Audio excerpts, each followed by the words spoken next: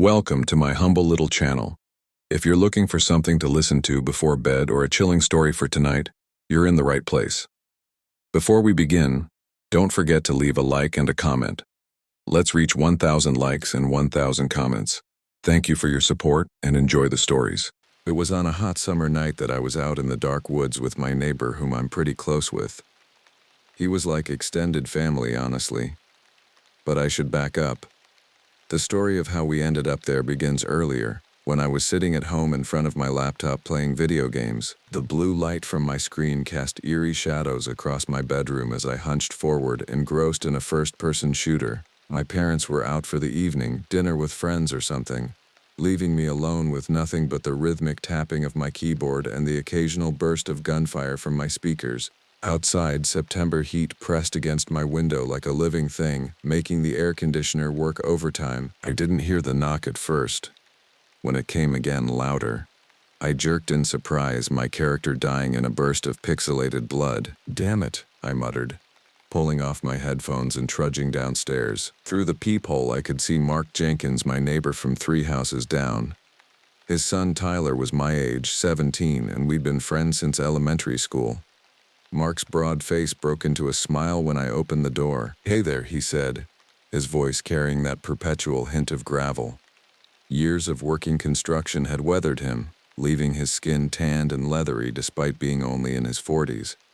"Tyler around?" "It's just me," I replied. "What's up?" Mark shifted his weight, hands in the pockets of his cargo shorts. "Well, we're planning a camping trip this weekend. Last chance before the weather turns. Thought Tyler might have mentioned it." He hadn't. Tyler and I had grown a bit distant over the summer. Nothing dramatic, just the slow drift that sometimes happens. Different summer jobs, different friend groups. We still played basketball sometimes in his driveway, but the easy rhythm we'd had for years had faltered. "No, he didn't say anything." Mark nodded, looking past me into the house. "Listen, why don't you come with us, like old times?" The invitation surprised me. Mark had taken Tyler and me camping numerous times when we were younger, fishing trips, hiking expeditions, but it had been at least 3 years since the last one. I hesitated, thinking of my weekend plans, more video games, maybe catching up on homework. "It had been a while since we last did anything together," Mark continued as if reading my thoughts. "Might be good for you boys to reconnect. Plus I found this new spot, really isolated, no crowds, no noise. Just nature." Something in his tone caught my attention. Enthusiasm, yes, but also something else. A need, perhaps? It struck me then how tired he looked. Dark circles under his eyes, new creases around his mouth. "Who all is going?" I asked. "Just us. Me, Tyler, Lisa." Lisa was Mark's wife. She was quieter than Mark, with a gentle smile and a tendency to bring extra food everywhere. Convinced someone was always on the verge of starvation. Maybe Lisa's sister if she can get off work. Be like family. Family. The word hung between us. My own parents were fine, loving but distant, always busy with work or their own social lives. The Jenkins had been my second family growing up, feeding me dinner when my parents worked late, cheering at my baseball games when no one else showed. "Sure," I heard myself saying. "I'd like that." Mark's face brightened. "Great. Pack for 3 days. We'll leave tomorrow around noon. Sleeping bags, warm clothes for the night, the usual." As he turned to leave, he paused. "Oh, and don't worry about school. I already called in for Tyler. One mental health break won't kill your GPA." I grinned at that. It would have just given us an excuse not to go to school for a couple of days. This was in September, so school had just started back up and the coldness of fall had not yet come. So it was perfect. After he left, I stood in the doorway longer than necessary, watching fireflies pulse in the gathering dusk. A strange feeling had settled in my stomach, not quite unease but anticipation tinged with something darker. I dismissed it as excitement. That night I dreamt of trees. Endless trees with branches that reached like gnarled fingers scraping against a sky too black to hold stars. I woke sweating, tangled in my sheets, the dream fading but leaving an aftertaste of dread that lingered through breakfast. My parents were surprised about the camping trip but supportive.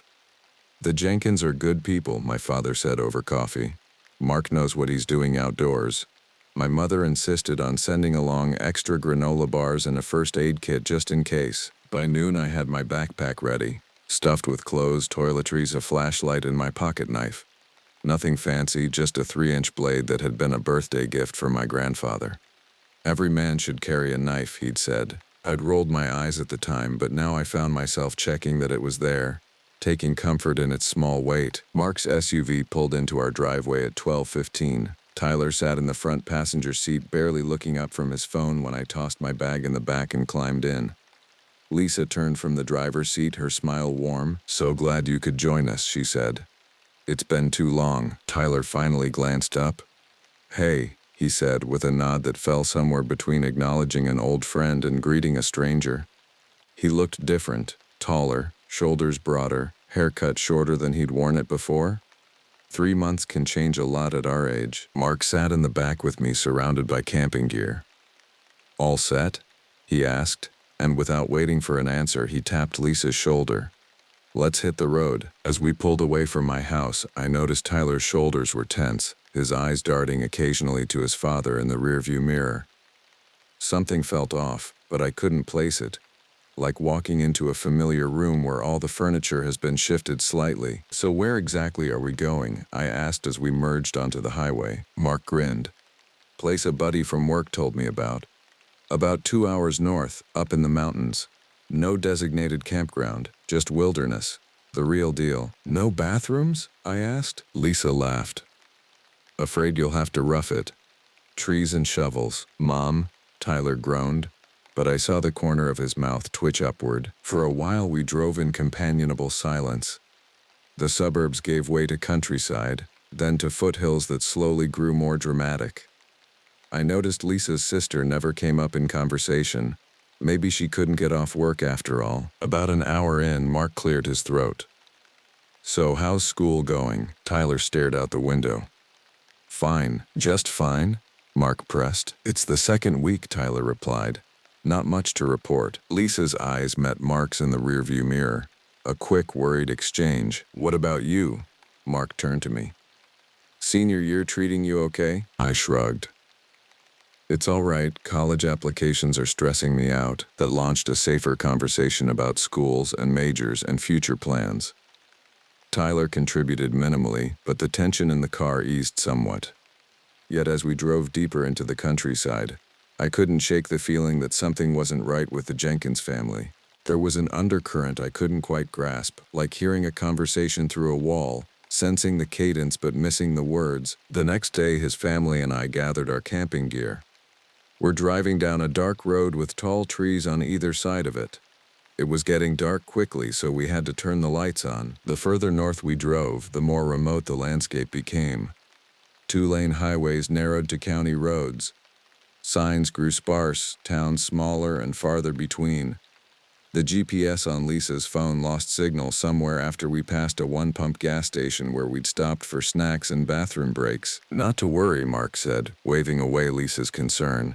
"I've got directions written down." He produced a crumpled piece of paper from his pocket with scrawled notes.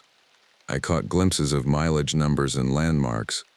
Big Oak, rusted mailbox, fork after creek. But nothing that looked like official directions. "Your buddy's place is pretty off the grid," I commented. Mark's eyes met mine in the rearview mirror. "Not his place. Public land. Just a spot he found. Says it's pristine." Lisa frowned slightly. "You're sure it's legal to camp there?" "Absolutely," Mark answered too quickly. "National forest land. Dispersed camping is allowed." Tyler looked up from his phone for the first time in an hour. "Dad, do we even have a permit?" "Don't need one for this area," Mark said. But he didn't meet anyone's eyes. The mood in the car shifted. Lisa's knuckles whitened on the steering wheel. Tyler returned to his phone, but I could see his jaw working. I wondered what I'd missed. What conversation had happened before I joined this trip? The road began to climb, switchbacks carrying us higher into the mountains. Trees pressed close to the asphalt, pine and spruce, their scent sharp through the cracked windows. The air grew noticeably cooler, though the September sun still warmed the car whenever we emerged from shadowed stretches. By 5 o'clock, the light was already fading. We'd been driving for over 3 hours, much longer than Mark's initial estimate. "Should be coming up soon," Mark muttered, squinting at his notes, then out the window. Lisa's mouth tightened. Mark, we need to find it before dark. I'm not setting up camp by flashlight. Just a bit further, he insisted, and unfortunately, which means we would have had to set up in the dark. So we're driving for about an hour or two, but it felt like it took forever. Shadows lengthened across the road. The trees seemed to lean in, watching our progress with ancient, patient eyes. I felt a stirring of unease. The forest had shifted from picturesque to ominous as daylight waned, revealing the wilderness for what it truly was, indifferent to human comfort, vast beyond our comprehension. Tyler finally put his phone away, the battery presumably dead or the lack of service finally defeating his interest. He twisted in his seat, looking back at his father. We should find a proper campground. There was a sign a few miles back. No, Mark cut him off. This place is special, worth it. Trust me. My friend's dad turned left at an unmarked intersection, where there wasn't even a sign saying that this was the right turnoff. The road got bumpy and rocky as he drove over this very raw, unpaved road. Lisa slowed the SUV to a crawl. Mark, are you sure about this? The suspension? It's fine, he said, reaching forward to squeeze her shoulder. The Pathfinder can handle it. The unpaved road, more of a trail really, wound deeper into the forest. Branches scraped against the windows, making Tyler flinch. The vehicle bounced and lurched over exposed roots and rocks, the headlights cutting weak swaths through the gathering darkness. I checked my phone. No signal, as expected. The time read 6:47 p.m. Sunset was imminent. Dad, Tyler said, his voice tight. This is stupid. We can't. There, Mark exclaimed, pointing through the windshield. See that clearing? That's when we came across a large clearing because all I could see around me was trees and darkness. Where we stopped at this makeshift campground, Lisa brought the SUV to a stop at the forest's edge. The headlights illuminated a small meadow, perhaps 50 yards across, surrounded by dense trees. No picnic tables, no fire rings, no markers of any kind. Just wild grass and scattered wildflowers silvered in the dying light. I say that because there was no clear indicated spot to set up a tent, a spigot, a bathroom, or anything. This was truly camping just out in middle of nowhere. Perfect, Mark breathed, already unbuckling his seatbelt. Lisa turned off the engine but left the headlights on, casting long shadows across the clearing. Mark, she said quietly, this doesn't look like a campsite. That's the beauty of it, he replied, already opening his door. Untouched, natural. Now I need to say that it was pitch black out, and it had gotten really cold now that the sun had set. We were all so higher up in elevation, the temperature had dropped precipitously with the sun. I estimated we were at least 7,000 feet up, maybe higher. My breath clouded as I stepped out of the vehicle, zipping my jacket against the chill. The silence hit me first. A profound, heavy quiet unlike anything in the city. No distant traffic, no airplanes overhead, no human sounds at all. Just the whisper of wind through pine needles and the occasional rustle of something small moving in the underbrush. Then came the darkness. As our eyes adjusted, the stars emerged. Thousands of them, more than I'd ever seen, sprawling across the black canvas of the sky. The Milky Way was a smear of silver dust.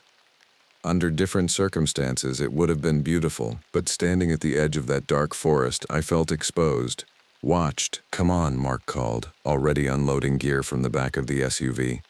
Let's get set up before it gets any darker. Tyler shot me a look, part exasperation, part unspoken apology, before moving to help his father. Lisa stood with her arms wrapped around herself, surveying the clearing with obvious misgivings. This is really remote, she said softly, more to herself than to me. Yeah, I agreed. Not what I expected. She gave me a tight smile. He's been going through some things, needed to get away. She didn't elaborate, and I didn't ask. Come on, let's help before he hurts himself. We unloaded quickly. One large family tent, sleeping bags, a camp stove, coolers with food, lanterns. Mark worked with determined efficiency, directing us like a general organizing troops. His earlier weariness seemed to have vanished, replaced by a feverish energy. The tent went up by lantern light, stakes driven deep into the soft earth. The temperature continued to drop. I estimated it must be in the low 40s now. unusually cold for early September, even at this elevation. So we got everything set up quickly and decided we would huddle up in the tent together that my friend's father had set up for us. "No fire tonight," Mark announced, surveying our completed campsite with satisfaction. "Too late, and we don't want to draw attention." "Attention from what?" Tyler asked, voicing the question in my mind. "Bears?" Mark waved his hand dismissively. "Park rangers, maybe. Just being cautious." Lisa frowned. "I thought you said camping was allowed here." "It is," Mark insisted. "Just better not to advertise our presence too much." We ate a cold dinner of sandwiches and chips inside the tent, huddled in our sleeping bags against the chill. The lantern cast grotesque shadows against the tent walls, our profiles elongated, distorted. Conversation was stilted. Tyler barely spoke, answering his parents in monosyllables. Lisa tried to maintain normalcy, asking about school, friends, my plans after graduation. Mark ate ravenously, then busied himself organizing and reorganizing our supplies. "So," I finally asked, "how did your buddy find this place?" Mark paused his fiddling with a camp lantern. "Hunting trip years ago. Said it was special, powerful." "Powerful?" Lisa echoed. "His word, not mine," Mark said quickly.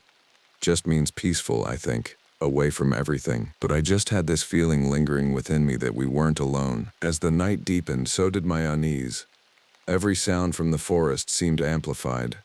The crack of a branch, the hoot of an owl, the scurrying of unseen creatures. Normal forest sounds, I told myself. Nothing to worry about, yet I couldn't shake the sensation of being observed. My eyes kept drifting to the tent walls, searching for shadows that didn't belong. Around 11, Lisa announced it was time to sleep. We arranged our sleeping bags in a row. Lisa and Mark at one end, Tyler and me at the other. Mark turned off the lantern, plunging us into darkness relieved only by the faint starlight filtering through the tent's thin fabric. "Good night, everyone," Lisa called softly. "Night," Tyler and I mumbled in unison. Mark said nothing. In the dark, I could hear his breathing, too fast for someone settling into sleep. I lay awake, listening. Tyler shifted restlessly beside me. Outside, the wind had picked up, sighing through the trees with an almost vocal quality, rising and falling like breath, like whispers. Now my brain was playing tricks on me, so I decided to step out and get some fresh air. "Can't sleep?" Tyler whispered after nearly an hour of this. "No," I admitted. "Too wound up, I guess." "Yeah." He was silent for a moment.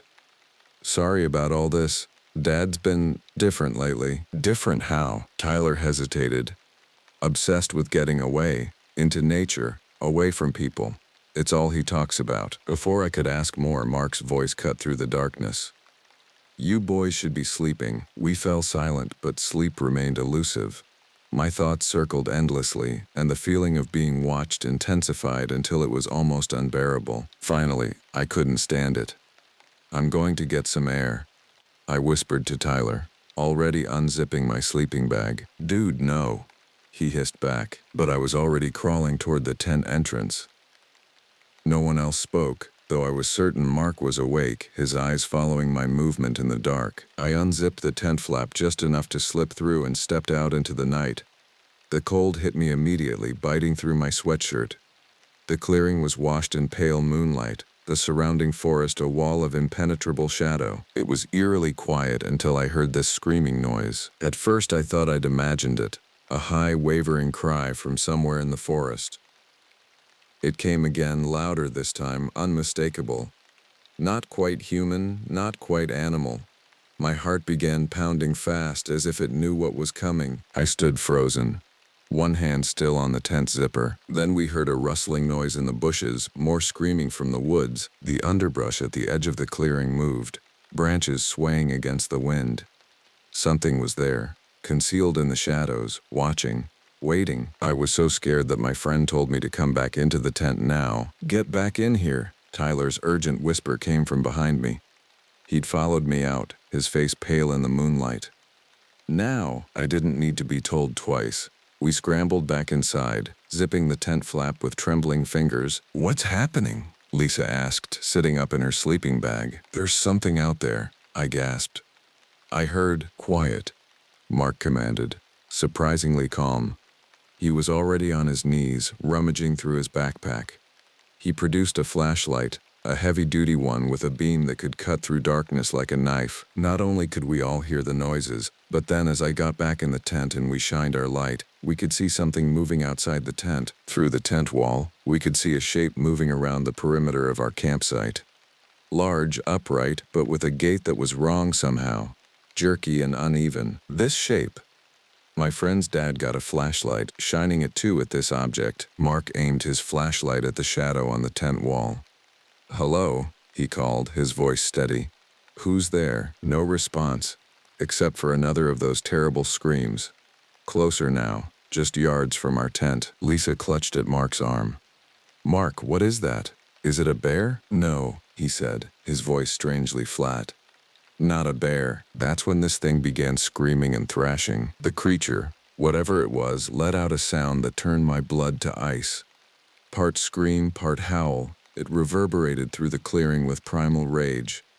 The shadow on our tent wall thrashed violently, arms or limbs flailing in a frenzy. Now we're all yelling, freaking out because we can see the shape of this thing more. "Oh my God," Lisa sobbed, covering her ears. Tyler had backed into the farthest corner of the tent, his eyes wide with terror. "Dad," he choked out. "Dad, what the fuck is that?" Mark didn't answer. He kept his flashlight trained on the creature's shadow, his face set in an expression I couldn't read. Fear, yes, but also something else. Fascination? Recognition? It looked like an animal, but all we could see was this large shape, and it was terrifying looking. From the silhouette, it looked like an upright, deformed reindeer or something, and it had long claws. The proportions were all wrong. Too tall, too thin in places, bulbous in others. The head appeared elongated, crowned with what looked like antlers or twisted horns, and the arms ended in what could only be described as claws, long, curved shadows against the tent wall. Were we being pranked? I wasn't even sure. "Is this a joke?" I heard myself asking, my voice high and strange. "Mark, is this some kind of setup?" But one look at the Jenkins family told me this was no prank. Lisa was weeping silently, her hand pressed against her mouth. Tyler had gone completely white, shaking uncontrollably. And Mark was transfixed, his eyes never leaving the creature's shadow. "I told you it was special here," he whispered. "I told you," it screamed again in our direction, and we just prayed for it to leave. The creature's cry was like nothing I'd ever heard. Part elk bugle, part human scream, with a guttural undertone that raised the hair on my arms. It reverberated through the clearing, echoing off the surrounding mountains until it seemed to come from everywhere at once. "What do we do?" Lisa whispered, clutching Mark's arm so tightly her knuckles whitened. "Mark, what do we do?" Mark didn't respond. He remained kneeling, flashlight aimed at the thing's shadow, his expression a mixture of terror and something that looked disturbingly like awe. It walked around our tent, and we all kept our flashlights shining at it through the tent material, only revealing its silhouette. The creature circled us slowly, methodically, its movements jerky yet purposeful. Sometimes it would pause, as if listening or smelling the air. Once it reared back, silhouette elongating impossibly as it stretched toward the night sky. "It's hunting us," Tyler whispered, his voice cracking. "It's fucking hunting us." "No," Mark said, finally breaking his silence. "If it wanted to attack, it would have done it already. It's curious." "Curious?" Lisa hissed. "Mark, what are you talking about? What is that thing?" Before he could answer, the creature let out another blood-curdling scream. Closer now, right beside the tent. We could hear its breathing, heavy and wet, like something with fluid in its lungs. The one thing I noticed is it never came closer to the tent. Despite its apparent rage, the creature maintained a consistent distance from our shelter. It paced the perimeter but never approached the tent walls directly. It's like it was pissed that we set up camp here in its area. "It's territorial," I realized aloud. "We're in its space." Mark nodded slowly, eyes never leaving the shadow. "Yes, this is its place." "You knew," Tyler said suddenly, turning to his father with dawning comprehension. "You knew about this. This is why we came here." Mark's silence was confirmation enough. "Are you insane?" Lisa demanded, her voice rising with hysteria. You brought these children to this place knowing there was some monster? Not a monster, Mark said quietly. Something older. Something that was here long before us. I stared at him in disbelief. Your buddy didn't just find this place, did he? He saw this thing. Mark's eyes met mine for the first time since the creature appeared. They called it a fluke, a hallucination brought on by exhaustion and altitude sickness. But I knew it was real. I had to see it for myself. So you used us as bait? Tyler's voice trembled with rage and betrayal. Your own family? No, Mark protested. I would never. I just needed witnesses, so they couldn't say I was crazy, so they'd have to believe me. The creature screamed again, as if responding to the escalating emotions inside our tent. Its shadow loomed larger on the fabric wall. It had moved closer. We need to leave, Lisa said, her voice suddenly calm and determined. Now, Mark, give me the car keys. Mark hesitated, his hand unconsciously moving to his pocket where the keys jangled faintly. Mark? Lisa repeated, steel in her voice. The keys. Now, something in her tone seemed to break through to him. His shoulders slumped, and he reached into his pocket, extracting the keys and placing them in his wife's outstretched palm. We can't go out there, I protested. Not with that thing. We stay together, Lisa said firmly. All of us, moving as one group. Mark, you lead with the flashlight. Tyler and I will be in the middle. You, she nodded to me, bring up the rear. We go straight to the car. No stopping, no looking back. Tyler was already stuffing his feet into his shoes. What about our stuff? Leave it, Lisa said.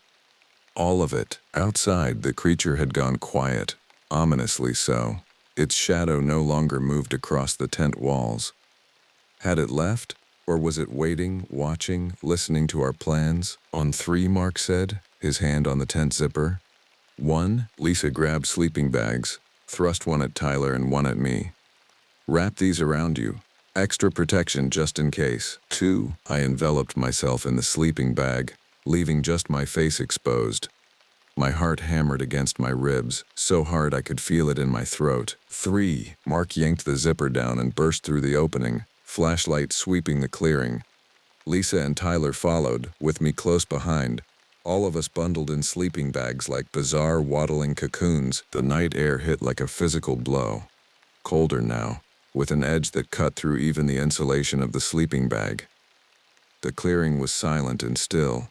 No sign of the creature. Go, go, Mark urged, already moving toward where we'd parked the SUV, his flashlight beam bouncing wildly across the ground. We shuffled forward as quickly as our sleeping bag wrappings would allow, scanning the tree line frantically for any movement. The SUV waited at the far edge of the clearing, a dark silhouette against the deeper darkness of the forest. We had made it perhaps halfway when the scream came again, from behind us this time, at the opposite edge of the clearing. We whirled around, Mark's flashlight beam slicing through the night, and for the first time I saw it clearly. The creature stood at the forest's edge, partially concealed by a massive pine. In the flashlight's glare, its skin gleamed wetly, hairless, the color of bruises. Its body was emaciated yet powerful, with 2 long limbs that ended in curved, yellowed claws. The head was the worst part, elongated like a deer's skull but with human-like eyes that reflected the light with an awful intelligence. And rising from its skull, a crown of antlers, not the symmetrical rack of a healthy deer, but a twisted, tumor-like growth that branched in impossible directions. It opened its mouth, a lipless gash filled with irregular teeth, and screamed. Run! Lisa shrieked, abandoning all pretense of calm. We ran, shedding our sleeping bag cocoons for speed. The SUV loomed ahead, our only sanctuary. Behind us, I heard the creature moving, not the crash of something large through underbrush, but a silent, swift pursuit that was somehow more terrifying. Mark reached the vehicle first, fumbling with the keys Lisa had thrust back at him. Come on, he muttered, struggling to fit the key in the lock with shaking hands. Tyler and Lisa reached the car next, pressing themselves against the cold metal as if they could force their way through by will alone. I was only steps behind, but those steps felt like miles, each one an eternity. Something brushed against my back, the barest touch, like fingers trailing across my shoulder blades. I screamed, stumbling forward into Tyler, nearly knocking him down. The car door opened. In, Mark shouted, practically throwing Lisa into the driver's seat. Tyler scrambled in next, then me, with Mark diving in last, slamming the door behind him. Lock it, Lisa cried, already jamming the key into the ignition. The locks clicked down. The engine roared to life. Headlights blazed, illuminating the clearing. Empty now, the creature nowhere to be seen. Where did it go? Tyler gasped, his face pressed against the window. Do you see it? Just drive, Mark urged. Go. Lisa threw the SUV into reverse, backing up so quickly we nearly hit a tree. She shifted to drive and we lurched forward, bouncing violently as we hit the rutted trail. I twisted in my seat, looking back through the rear window. The clearing receded, swallowed by darkness, and there, just at the edge of the headlight's reach, a figure stepped onto the trail behind us. Watching, not pursuing, its antlered head tilted in what almost looked like curiosity. Then we rounded a bend, and it was gone. Did you see it? I asked, my voice barely audible over the engine's roar and our collective panting. No one answered. Lisa drove with single-minded focus, her knuckles white on the steering wheel. Mark stared straight ahead, his face ashen. Tyler had his eyes closed, lips moving in what might have been prayer. We drove in silence broken only by the occasional gasp as the SUV hit a particularly deep rut. No one suggested stopping. No one mentioned turning back for our abandoned gear. We kept going until we hit pavement, the sudden smooth surface and almost physical relief. Only then did Lisa slow slightly, though she still drove well above the speed limit. What the hell was that thing? Tyler finally asked, his voice raw. Mark shook his head slowly. I don't know. Not for sure. But you suspected, Lisa said. Not a question, but an accusation. You brought us there knowing something was wrong with that place. Mark didn't deny it. Jim, my colleague, he saw it last year. Hunting trip gone wrong. Everyone said he was hallucinating, that the altitude got to him, but I'd known Jim for 15 years. He doesn't hallucinate, he doesn't lie. So you decided to see for yourself, I said. And bring your family along for the ride. I didn't think. Mark's voice broke. I didn't really believe. I just needed to know. Well, now you know, Lisa said, her voice cold with fury. Was it worth it, Mark? Was it worth risking our lives? He didn't answer, just turned to look out the window at the dark forest rushing past. I get it. This probably sounds like some sort of amateur creepypasta, but tell that to my family, my friend's family, and me, who have to deal with the memory of this thing. We stopped hearing it, almost literally, after we all pretty much urinated all over our sleeping bags out of terror. The adrenaline crash hit about an hour into our escape. My hands wouldn't stop shaking. My throat felt raw, though I couldn't remember screaming. Beside me, Tyler sat with his knees pulled to his chest, staring blankly at the back of his mother's seat. We need to stop, Lisa announced suddenly, breaking the heavy silence. I can't drive like this anymore. We'd reached a small town, little more than a cluster of buildings around a gas station and diner. The illuminated sign of a motel glowed like a beacon in the darkness. Not here, Mark said quickly. We need to get farther away. Lisa pulled into the motel parking lot anyway. It's 3 a.m., Mark, we're all exhausted, and it's not following us. You don't know that, he insisted, but his protest lacked conviction. Nobody spoke as Lisa checked us in. 1 room, 2 queen beds. The night clerk, a bored-looking man in his 60s, barely glanced up from his crossword puzzle, oblivious to our disheveled state and wild eyes. The motel room was exactly what you'd expect. Faded floral bedspreads, yellowing wallpaper, the faint smell of old cigarettes despite the no smoking sign on the door. It felt impossibly luxurious after what we'd been through. Surprisingly, none of us had any weapons on us. Somehow we all forgot.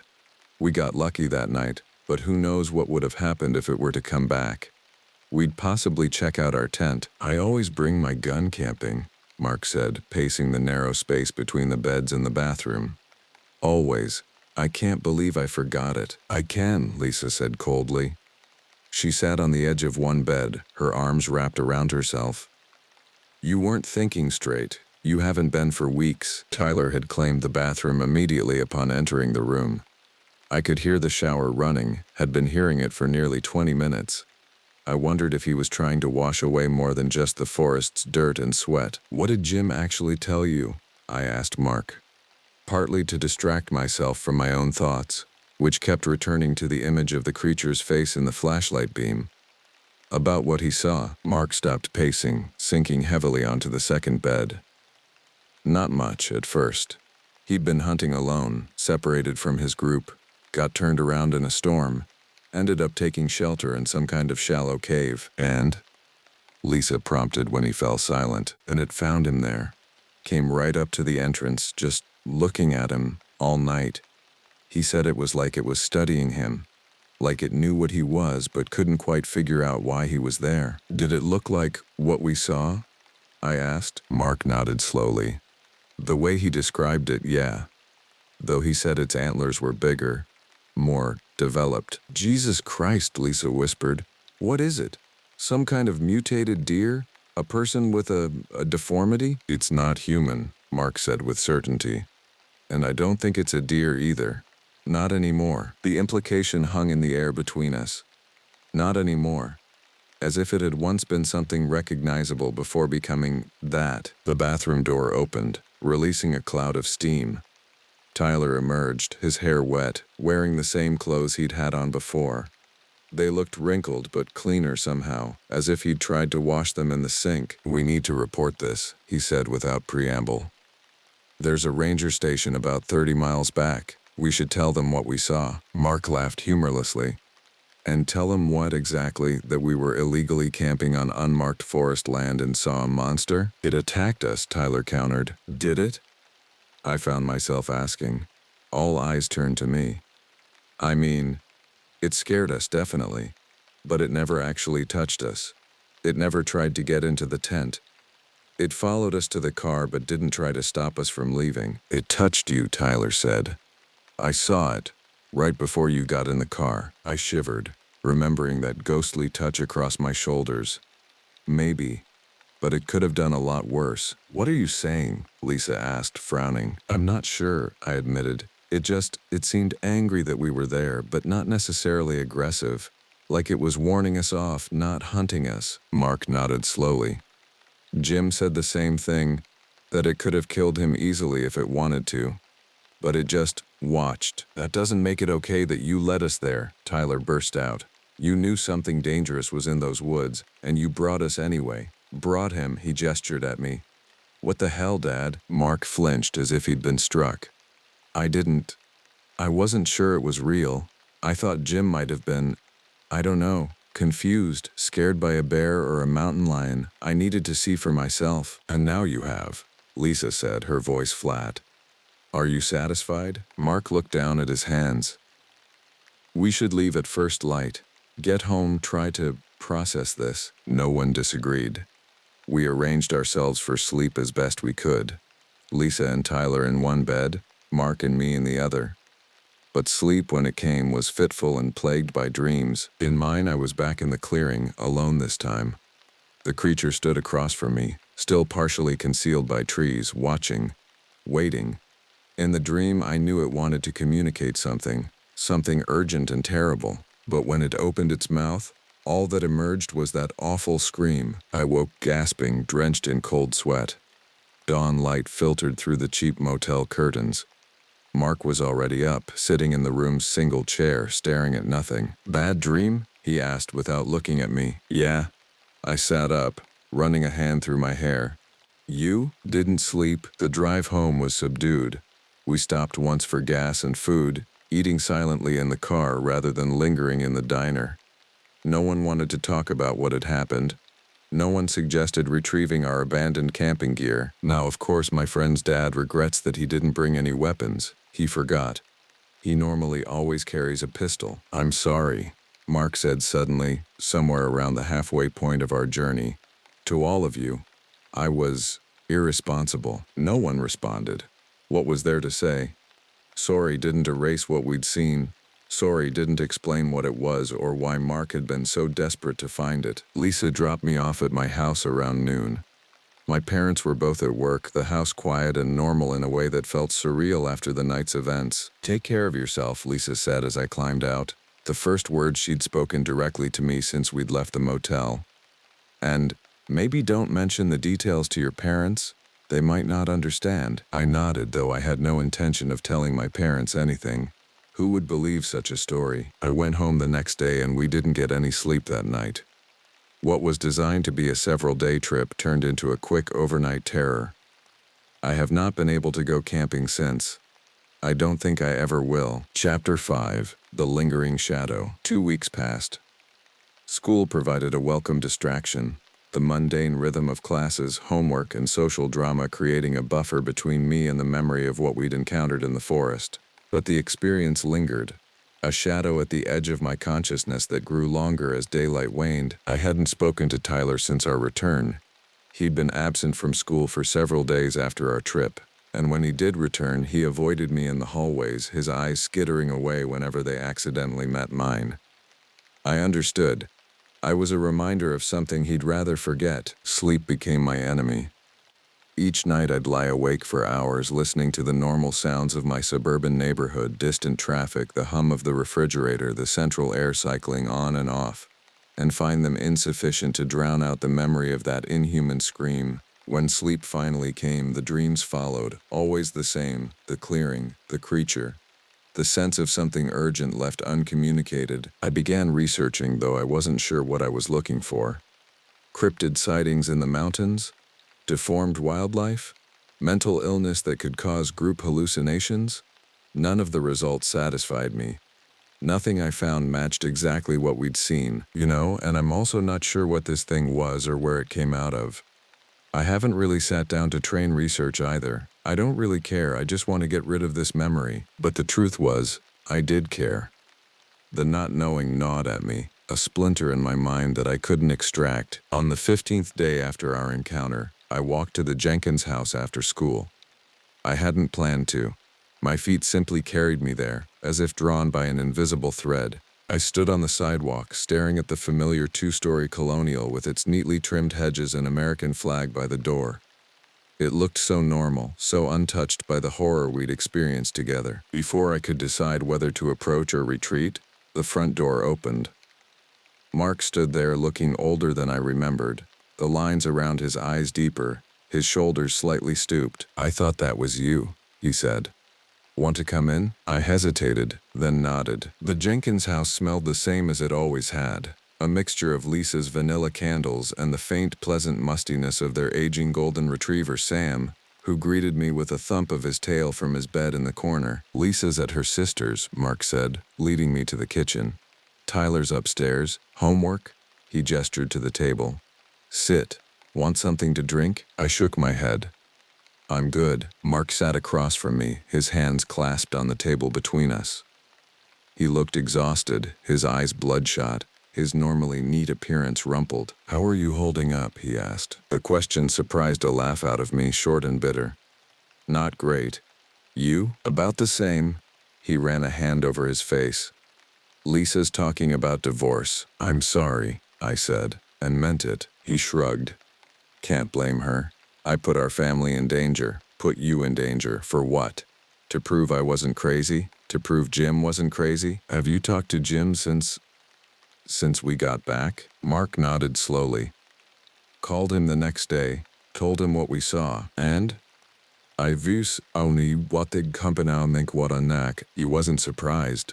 Said he'd been hearing stories, other sightings going back decades, hikers, hunters, rangers, all hushed up or dismissed as hallucinations, hysteria, misidentification. A chill ran through me despite the warm kitchen. "So there are more of these things?" "No," Mark said quickly. "Just the one, I think. Same area, same description. Jim thinks it might have been human once." "What? How?" Mark leaned forward, lowering his voice though we were alone in the kitchen. "There was a case back in the 70s. Hiker went missing in those mountains. Search parties, helicopters, the works, they never found him. But about a year later, a different group of hikers reported seeing a man living wild in the forest. Naked, filthy, but definitely human.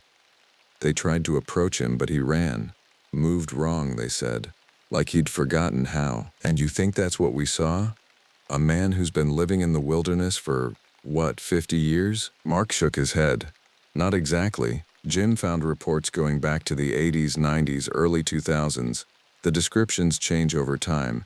At first, just a wild-looking man. Then a man with something wrong with his head, tumors maybe, or some kind of growth. By the 2010s, people were describing something less and less human. The antlers appeared in reports around 2015. I stared at him, trying to process what he was suggesting. That's impossible. People don't just transform like that. I know how it sounds, Mark said tiredly. But we both saw it. Was that a human? A deer? Neither? I had no answer. The memory of the creature's face flashed in my mind. Those two human eyes in that elongated, animal-like skull. What about radiation? I suggested. Toxic waste? Something environmental that could cause mutations? Maybe? Mark didn't sound convinced. But why just one? Why haven't we seen reports of deformed wildlife? Other affected humans? So what's your theory? I asked. Not sure I wanted to hear it. Mark was quiet for a long moment. Jim thinks, and I'm starting to believe him, that it's something to do with the place itself. That clearing, that specific area of forest. Something there changes things. Slowly, rewrites them. Like what? Radiation? No. Something older. Something. He hesitated. Something not entirely natural. I wanted to scoff, to dismiss the idea as superstition or the rationalization of a man desperate to explain his own reckless behavior. But the memory of that clearing, the unnatural silence, the feeling of being watched even before the creature appeared, stopped me. Have you told anyone else about this? Authorities? Mark laughed without humor. Who would believe us? Best case scenario, they think we're pulling a hoax. Worst case, they think we're delusional. Either way, they'd never find anything. That thing, whatever it was, knows its territory. It wouldn't be found unless it wanted to be. So we just, what? Pretend it never happened? Try to forget? That's what Lisa wants. Move on. Put it behind us. Mark's eyes met mine, haunted but determined. But I can't. Not yet. I need to understand. Footsteps on the stairs interrupted us.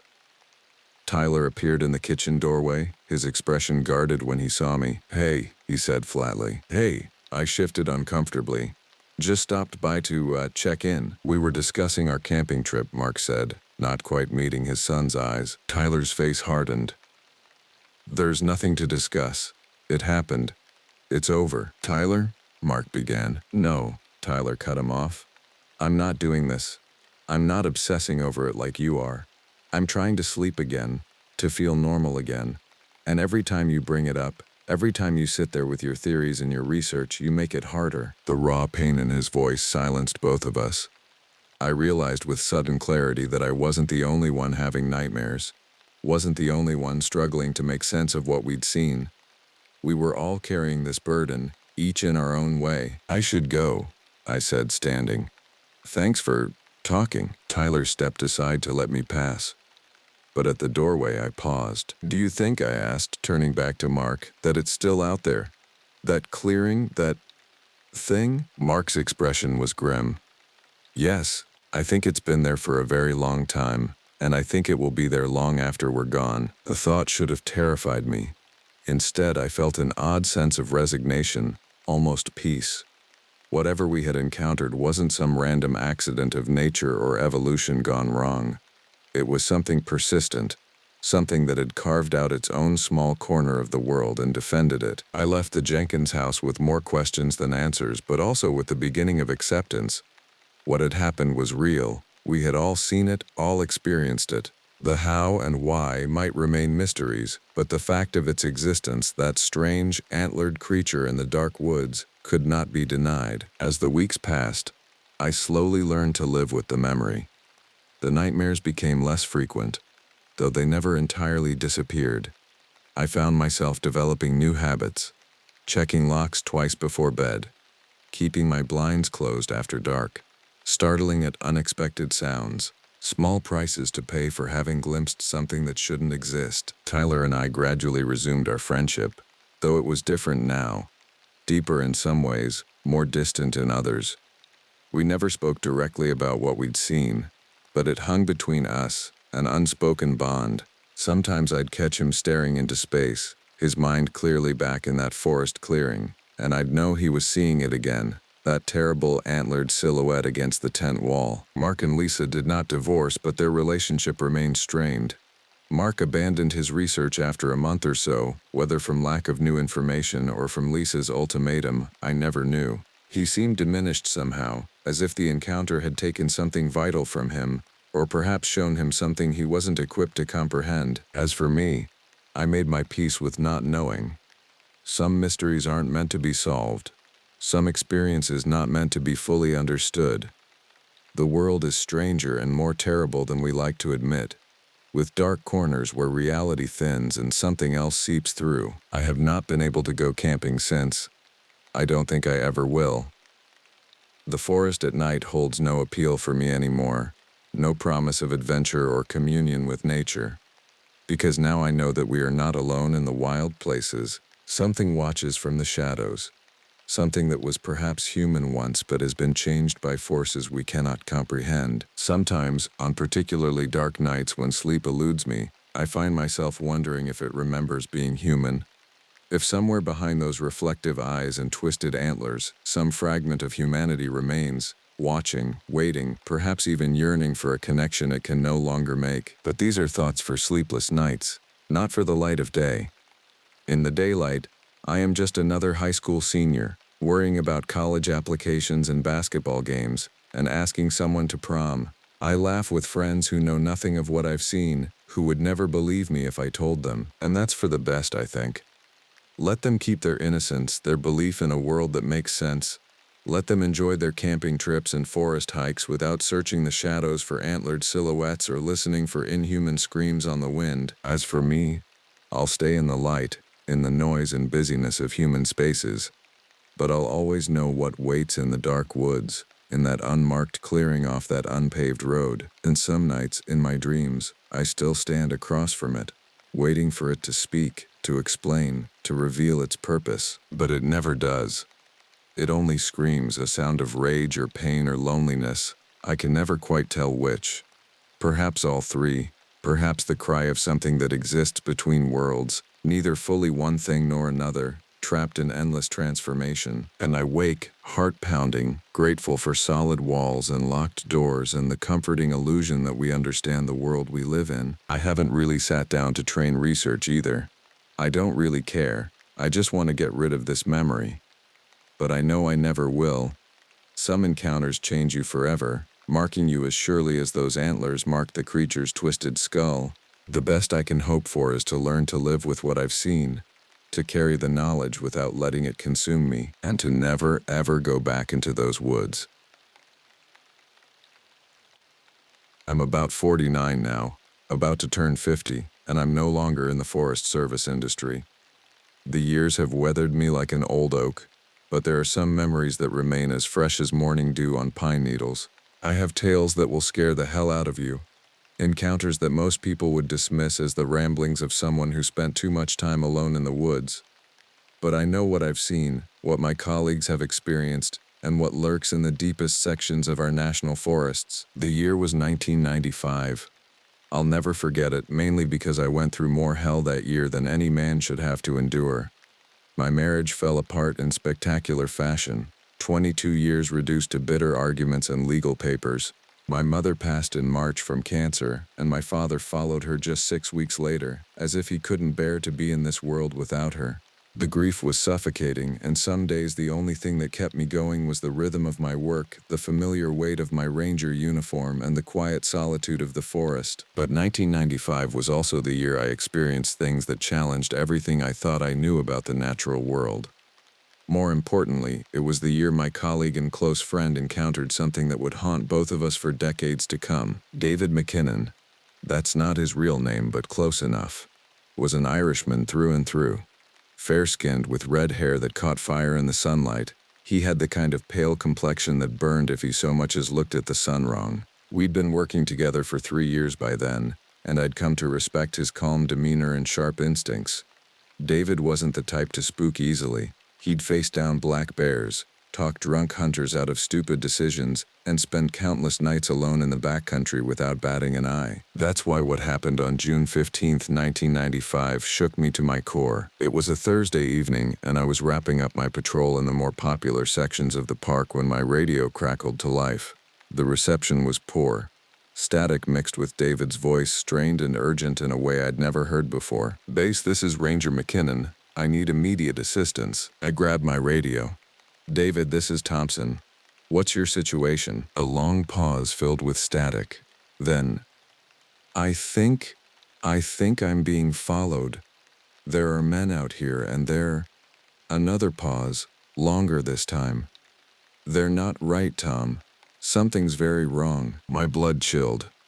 David was stationed in Sector 7, a remote wilderness area about 47 miles northeast of our main station. It was designated backcountry, no marked trails, no camping areas, no reason for civilians to be wandering around out there. Our supervisor, Jim Hendricks, had sent David to investigate reports of possible illegal camping or squatters, though the details had been vague. "David, talk to me. What do you mean they're following you?" "I can see them through the trees. Large men, really large. They're keeping pace with my vehicle, staying just out of clear sight, but I can see them moving. Tom, I'm scared." I'd never heard fear in David's voice before. Not when he'd stumbled onto that meth lab in '93, not when he'd been charged by a bull elk the previous spring. This was different. Primal terror that cut through the radio static like a blade. "Get out of there now," I said. "Head back to base, I'll meet you at the station." "I'm trying, but Jesus Christ, they're huge, 8, maybe 9 feet tall. They're flanking me, Tom. It's like they're hurting me." The radio went silent except for the occasional burst of static. I spent the next hour pacing the station, checking and rechecking my watch, trying to raise David on the radio. No response. The silence stretched like a taut wire ready to snap. 47 minutes after our last communication, I heard the distinctive rumble of David's patrol vehicle pulling into the station parking area. I stepped outside and immediately knew something was terribly wrong. The engine was running rough, and I could hear what sounded like tree branches scraping against metal as he approached. When David stepped out of his vehicle, I barely recognized him. His uniform was torn, dirt and pine needles clinging to the fabric. But it was his face that stopped me cold. I'd known Irish people all my life, and their fair skin was legendary, but I'd never seen anyone as pale as David was in that moment. He looked like he'd been drained of blood, his freckles standing out like ink spots against paper-white skin. His hands were shaking as he reached for his radio to turn it off. "David, what the hell happened out there?" He looked at me with eyes that had seen something they shouldn't have, something that had fundamentally changed him. He walked past me into the station without a word and collapsed into one of the metal folding chairs we kept in the break room. For several minutes, he just sat there staring at the wall, his breathing shallow and rapid. "You're not going to believe this," he finally said, his voice barely above a whisper. "I'm not sure I believe it myself. Try me." David ran his hands through his red hair, leaving it disheveled. "These giant, wild, hairy men chased me, nearly grabbed me. It's like they were toying with me, Tom, like they could have caught me if they really wanted to, but they let me go." I felt a chill run down my spine. "What do you mean, wild, hairy men? Did you see a bear? Maybe some large homeless individuals?" He shook his head vigorously. No. These weren't men, not exactly. But they weren't animals either. They were... something else." He looked up at me, and I could see the struggle in his eyes as he tried to find words for what he'd experienced. "They were 8 to 9 feet tall, incredibly massive, covered in long dark hair. But their faces, Tom, their faces were human, primitive, like pictures you see of cavemen or Neanderthals, but definitely human features.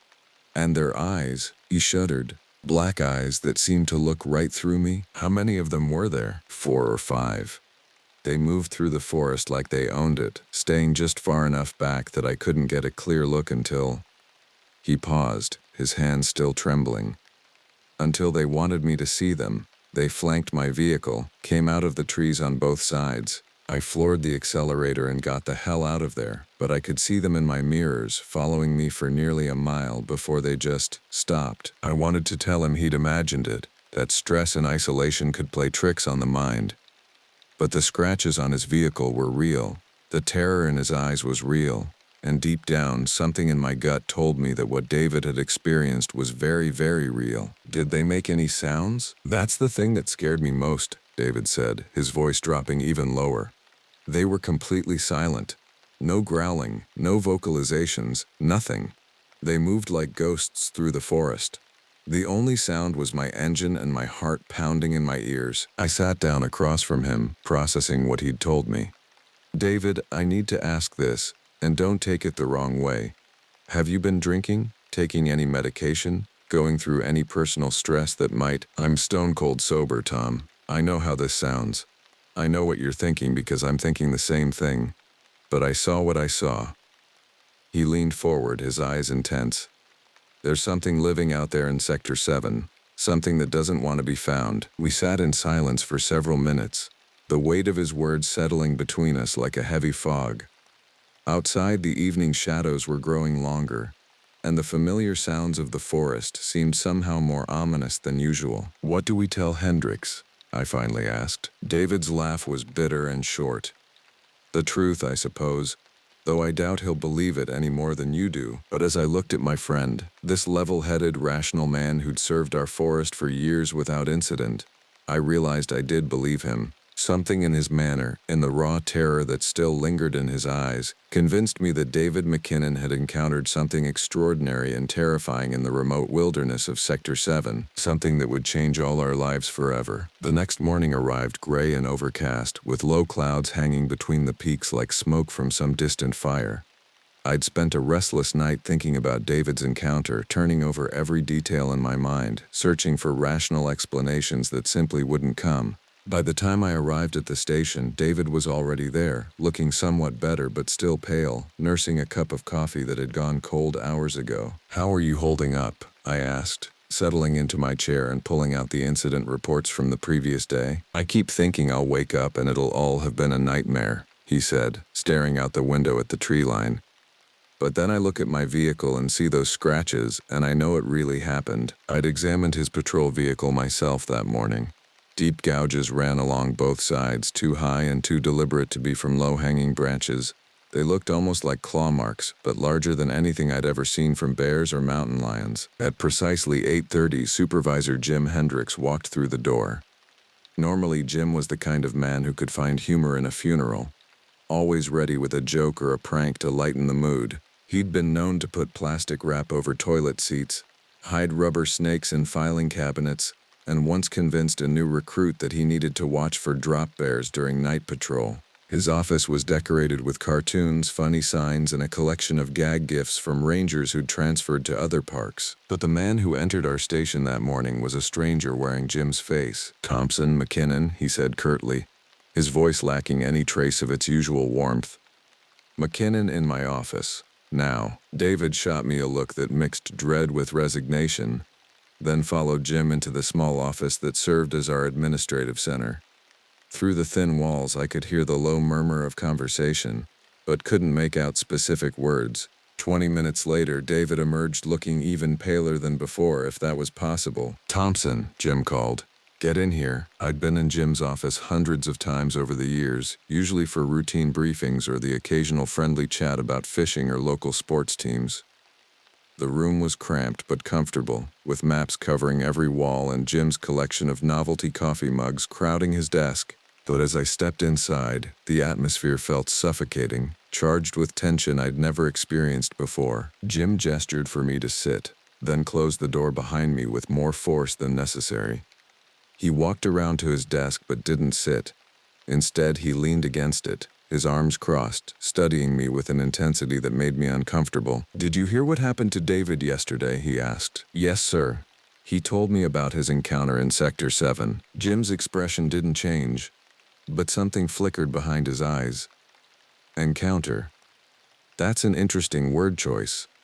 He moved around his desk and sat down, leaning forward until his face was less than a foot from mine. The jovial man I'd worked with for 6 years had vanished completely, replaced by someone cold and calculating. "Listen to me very carefully, Thompson," he said, his voice low and measured. Whatever David told you about what happened out there is not to leave this building.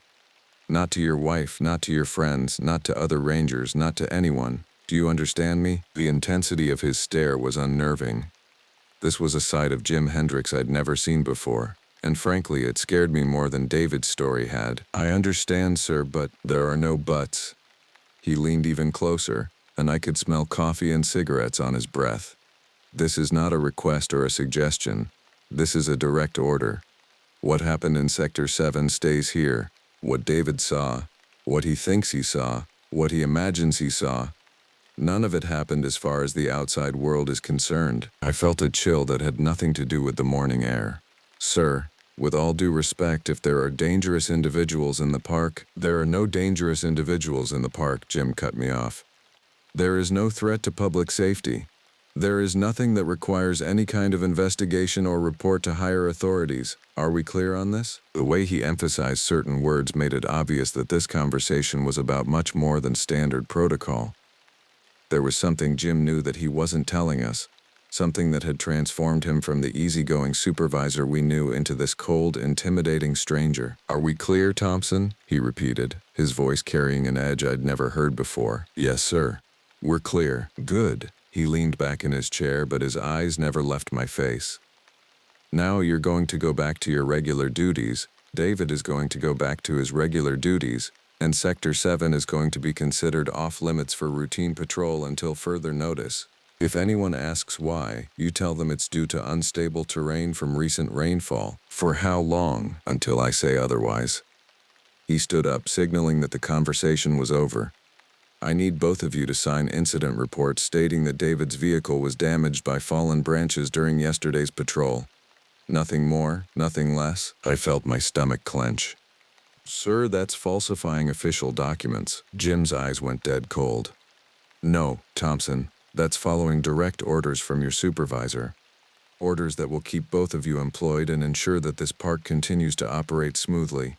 Sign the report, follow my instructions, and we'll never have to discuss this again. The threat was unmistakable. I stood up, my legs feeling unsteady. Understood, sir. I hope so, Jim said, opening the door. Because if word of David's experience somehow makes it outside the station, there will be consequences. Serious consequences for everyone involved. As I walked back to the main room, my mind was reeling. In 6 years of working for Jim Hendricks, I'd never seen him act with such cold authority. The transformation was so complete it felt like meeting a different person entirely. David was sitting at his desk, staring at a blank incident report form. You okay? I asked quietly. He looked up at me with hollow eyes. He made it very clear what would happen if we don't keep our mouths shut. Not just losing our jobs, Tom. He mentioned our pension benefits, our references for future employment, even potential legal action for spreading false information that could damage the park's reputation. I felt the blood drain from my face. After 15 years in the Forest Service, my pension was everything. It was my retirement, my security, my future.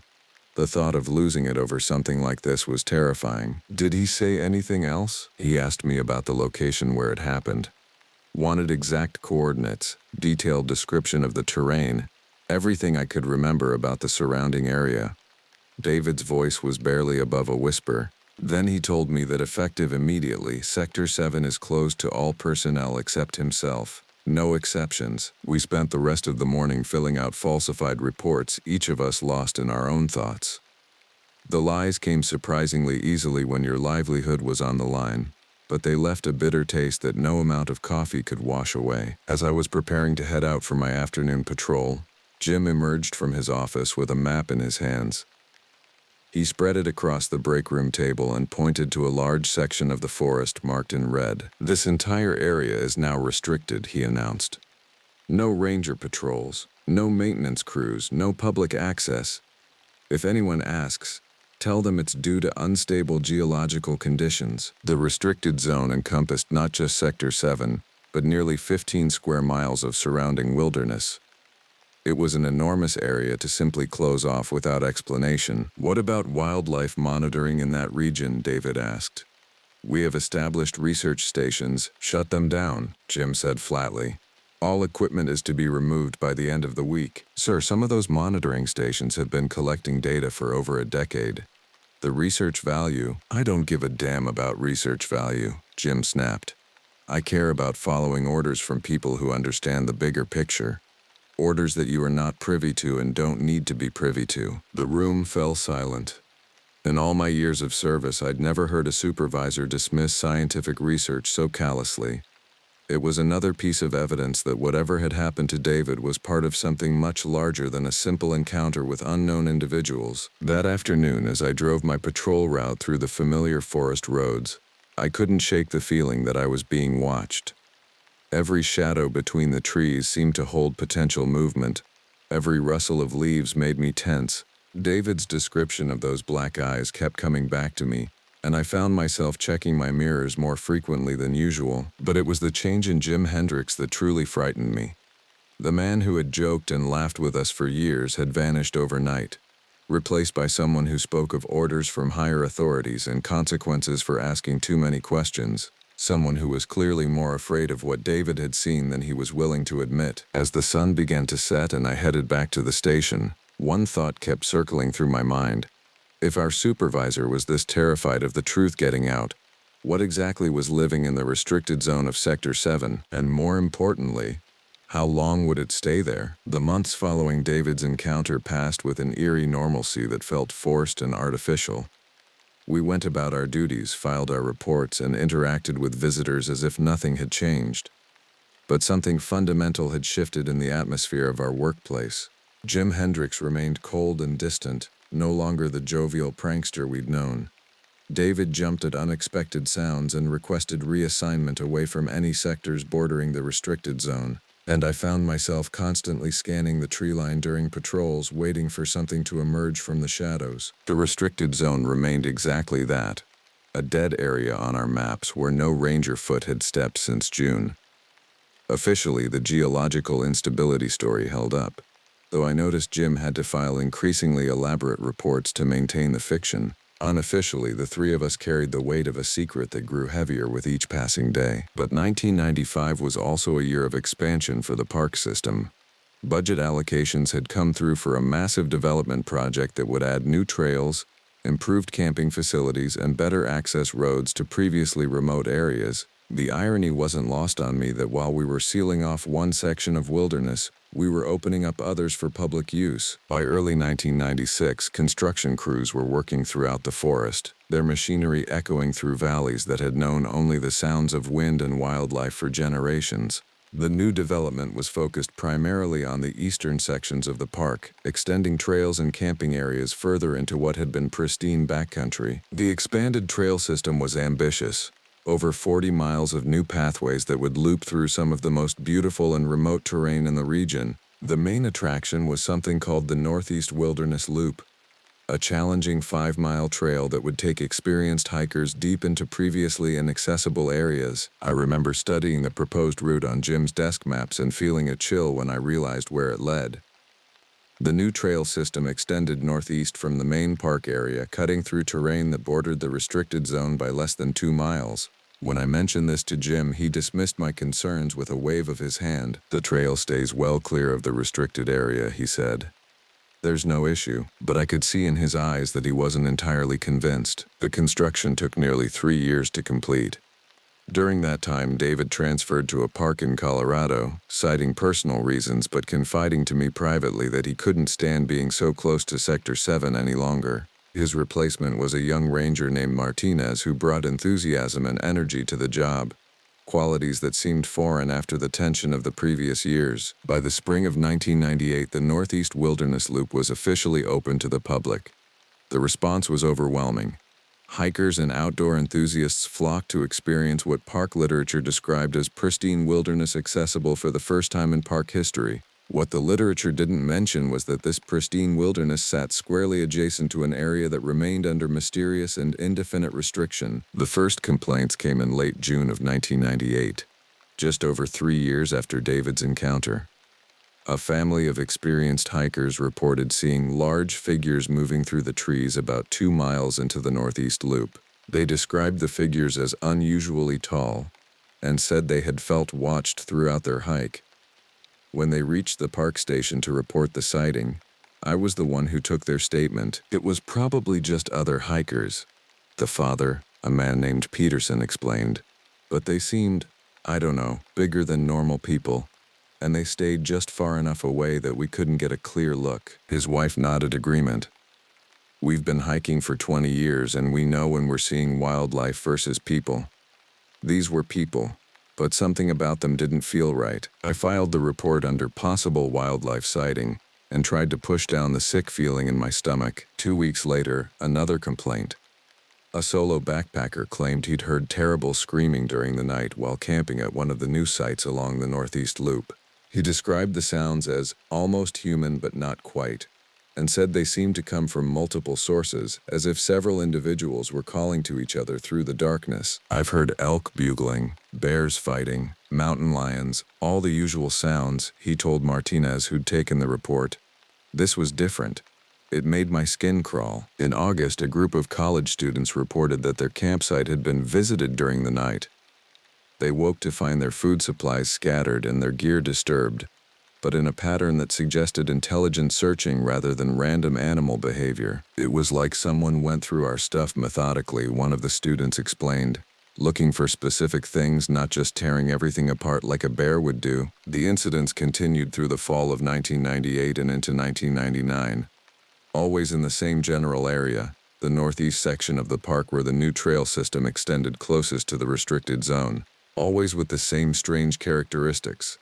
Unusually large figures, organized behavior, sounds that were almost but not quite human. I began to keep an unofficial tally of the reports. By my count, we received 17 separate complaints about unusual encounters along the Northeast Wilderness Loop between June 1998 and September 1999.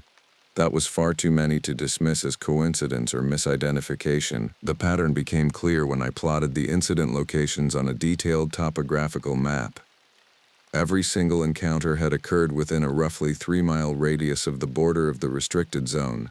It was as if something was emerging from the sealed-off area of Sector 7 to investigate these new human intrusions into their territory. Jim Hendrick's response to the mounting reports was predictable and frustrating. Each incident was officially classified as a possible wildlife encounter and filed away without further investigation. When I suggested that the pattern of reports might indicate a need for increased patrols or wildlife monitoring in the area, Jim shut down the conversation immediately. The incidents are isolated and don't represent any threat to public safety, he would say, repeating what sounded like a scripted response. Standard protocol is sufficient, but I could see the strain in his face, the way his hands would shake slightly when he thought no one was looking. The weight of keeping this secret was taking its toll on all of us, but especially on Jim, who seemed to be receiving pressure from sources higher up the chain of command. The breaking point came in September of 1999. A family of 4, parents and 2 teenage children, were hiking the Northeast Loop when they encountered what they described as a group of extremely large, hair-covered individuals on the trail ahead of them. Unlike previous sightings where the figures had remained distant, this time the encounter was direct and unmistakable. They were standing right on the trail, the father, a man named Rodriguez, reported to me with hands that shook as he spoke. 4 of them, maybe 5, taller than anyone I've ever seen, covered in dark hair but walking upright like people. They just stood there looking at us for what felt like forever. His wife picked up the narrative. The children were terrified, we all were. These beings, they had faces that looked almost human but primitive. And their eyes, she shuddered. Black eyes that seemed to see right through us. What happened then? I asked, though I dreaded the answer. They stepped off the trail and disappeared into the forest, Rodriguez continued. Just melted away like they'd never been there. But we could hear them moving through the trees, keeping pace with us as we hiked back to the parking area. It was like they were escorting us out. This account was too detailed, too specific, and too similar to David's encounter 4 years earlier to dismiss. When I brought it to Jim's attention, his reaction was swift and decisive. Effective immediately, the Northeast Wilderness Loop is closed for maintenance, he announced the next day. All camping reservations for the Northeast section are to be canceled. For how long? Martinez asked. Indefinitely. The closure was implemented with remarkable efficiency. Within a week, barriers had been erected at all access points to the Northeast Loop. and signs were posted warning hikers away from the area. The official explanation was trail maintenance and erosion control. But those of us who knew the truth understood what was really happening. The restricted zone had effectively doubled in size overnight. Whatever was living in Sector 7 had expanded its territory, and our response was the same as it had been 4 years earlier: seal off the area and pretend nothing was happening. As I stood at the newly erected barriers that blocked access to trails we'd spent millions of dollars developing, I couldn't help but wonder what would happen when the creatures decided to expand their territory again. How much of the forest would we eventually have to close? How long could we maintain the fiction that everything was normal? And most disturbing of all, what did these beings want, and why did they seem to be growing bolder with each passing year? The questions haunted my dreams and followed me through my daily patrols. But the answers, I suspected, lay hidden in the sealed-off wilderness of Sector 7, where no human foot had stepped since the day David McKinnon came face to face with something that should not exist. The winter of 1999 brought an unusual quiet to our park. With the Northeast Wilderness Loop closed and the restricted zone expanded, we were managing roughly 40% less hiking traffic than in previous years. The official explanation of extensive trail maintenance held up reasonably well through the off-season, but I knew we'd face serious questions come spring when outdoor enthusiasts expected the trails to reopen. Jim Hendricks aged visibly during those months. The constant stress of maintaining the cover-up had carved deep lines around his eyes, and his hands developed a tremor that became more pronounced whenever anyone mentioned the closed areas. He'd started smoking again after quitting 5 years earlier, and I often found him standing outside the station at odd hours, staring northeast toward the restricted zone while nervously working through cigarette after cigarette. Martinez, our youngest ranger, had begun asking increasingly pointed questions about the closure. His enthusiasm for the job hadn't dimmed, but his frustration with what he saw as bureaucratic incompetence was growing. He'd submitted 3 separate proposals for alternative trail routes that would bypass the supposed maintenance areas, each one shot down by Jim without explanation. "It doesn't make sense," Martinez confided to me one February afternoon as we reviewed equipment inventory. "We close trails for erosion control, then refuse to show anyone the actual erosion. We cite geological instability but won't let geological surveyors examine the area. What kind of maintenance takes 6 months in a region that gets minimal foot traffic?" I found myself in the uncomfortable position of supporting policies I knew were based on lies while unable to explain the truth to a colleague who deserved honesty. The weight of the secret had become a constant presence, like carrying a backpack loaded with stones that grew heavier each day. The real crisis began in March of 2000, when the State Park Service announced plans for a comprehensive trail assessment of all federal forest lands in our region. The assessment would include detailed geological surveys, environmental impact studies, and safety evaluations of every restricted area. It was exactly the kind of outside scrutiny that Jim had been working to avoid for nearly 5 years. I was in Jim's office when he received the notification, and I watched the color drain from his face as he read the official letter. His hands were shaking so badly he could barely hold the paper steady. "This can't happen," he said, more to himself than to me. "They can't send investigators into that area. What are you going to tell them?" Jim rubbed his forehead, looking older than his 58 years. "I don't know. I honestly don't know." For the next 3 days, Jim was on the phone almost constantly, having conversations that he conducted behind closed doors with language that was carefully neutral but clearly desperate. I caught fragments. "Maintain current restrictions, security concerns, need more time," but never enough to understand who he was talking to or what leverage he was trying to apply. On a Thursday morning in late March, Jim called Martinez and me into his office. The maps covering his walls had been supplemented with new charts showing proposed survey routes and assessment schedules. Red circles marked areas of particular interest to the state investigators. "Gentlemen, we have a situation," Jim began, his voice tight with stress. "The state survey team will be here in 6 weeks. They're going to want access to every restricted area in the park." Martinez leaned forward eagerly. "Great. Maybe they can finally explain what's going on with the trail closures." Jim's look could have frozen water. "The restricted areas will remain restricted during the survey period. We're going to redirect the investigators to other sections of the park. Sir, with respect, that's not how comprehensive assessments work, Martinez said. They're going to insist on examining the closed areas.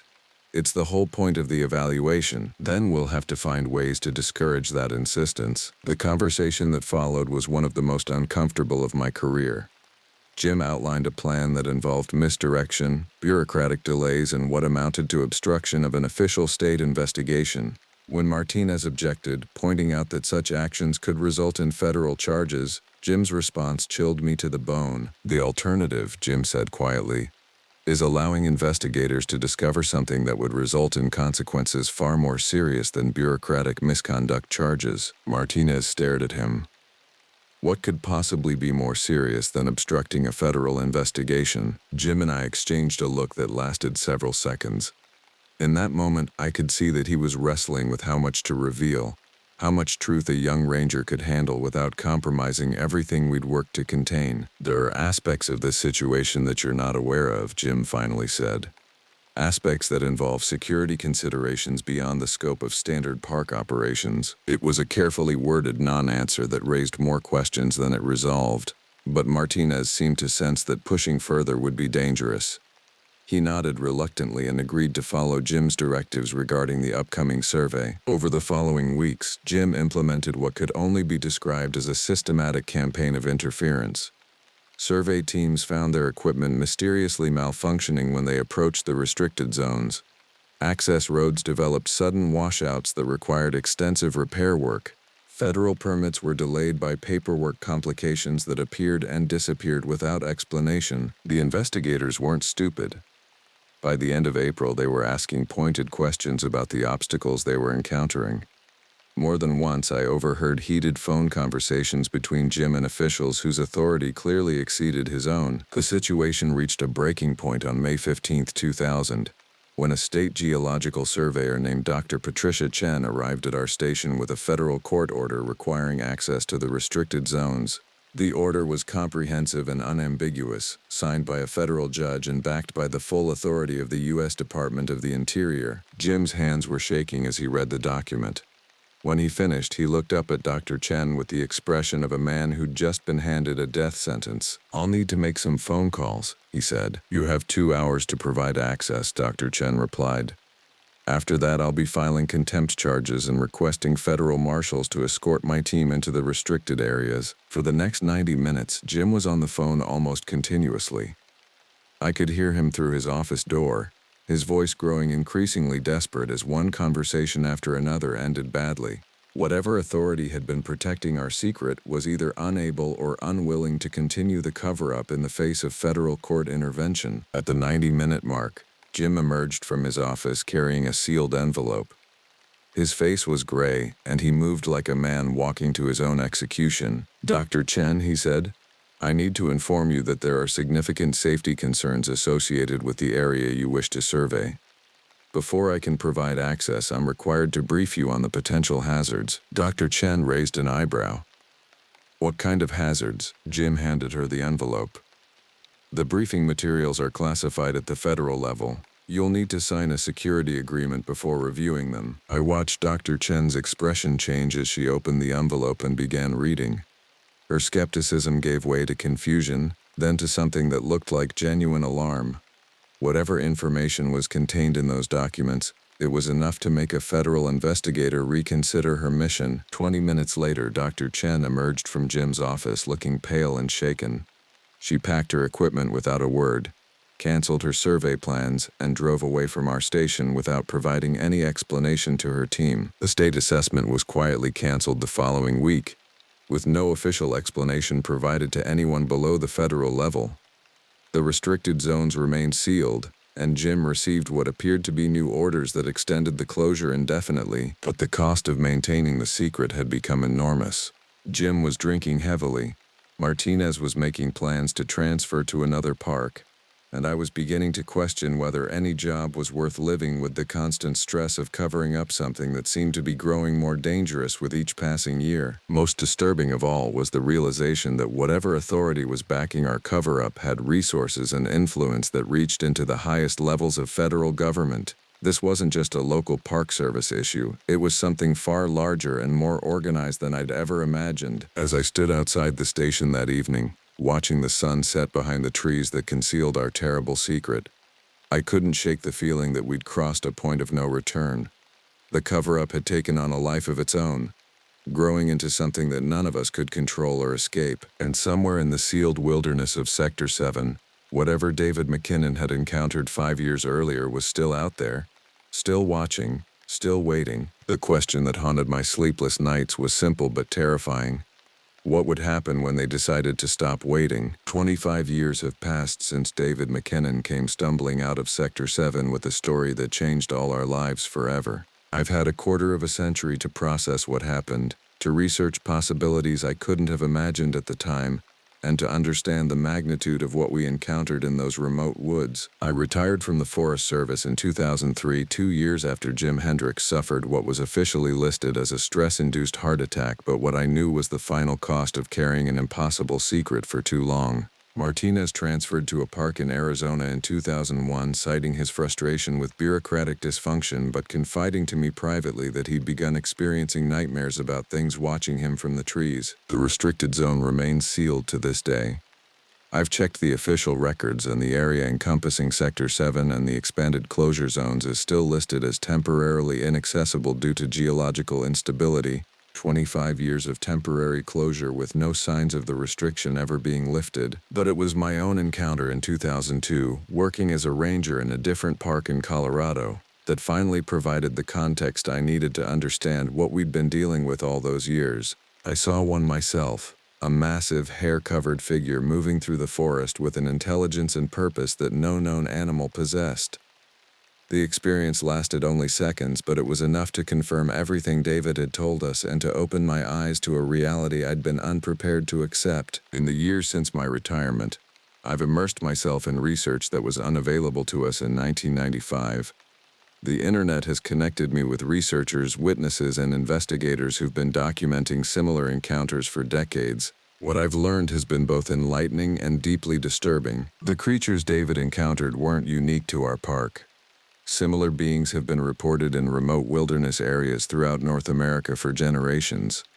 Native American tribes have stories about them that go back centuries. Loggers, hunters, and outdoor enthusiasts have been reporting encounters for decades, though most keep their experiences private to avoid ridicule or professional consequences. What makes our case different is the systematic cover-up that followed.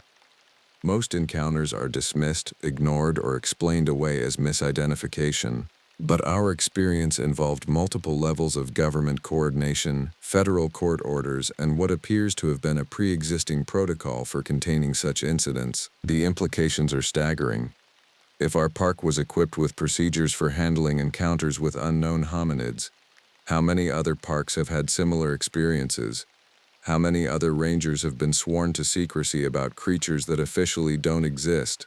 How many wilderness areas have been quietly closed to prevent public contact with beings that challenge our understanding of human evolution and natural history? I've reached out to other retired Forest Service personnel over the years, carefully probing for similar experiences. While most are reluctant to speak openly, I've heard enough fragments and hints to suggest that our park wasn't an isolated case. There appears to be a network of knowledge and protocols that extends throughout the federal land management system, designed to handle encounters with something that the government acknowledges exists but refuses to admit publicly. The more I've learned, the more I understand the position Jim Hendricks was in.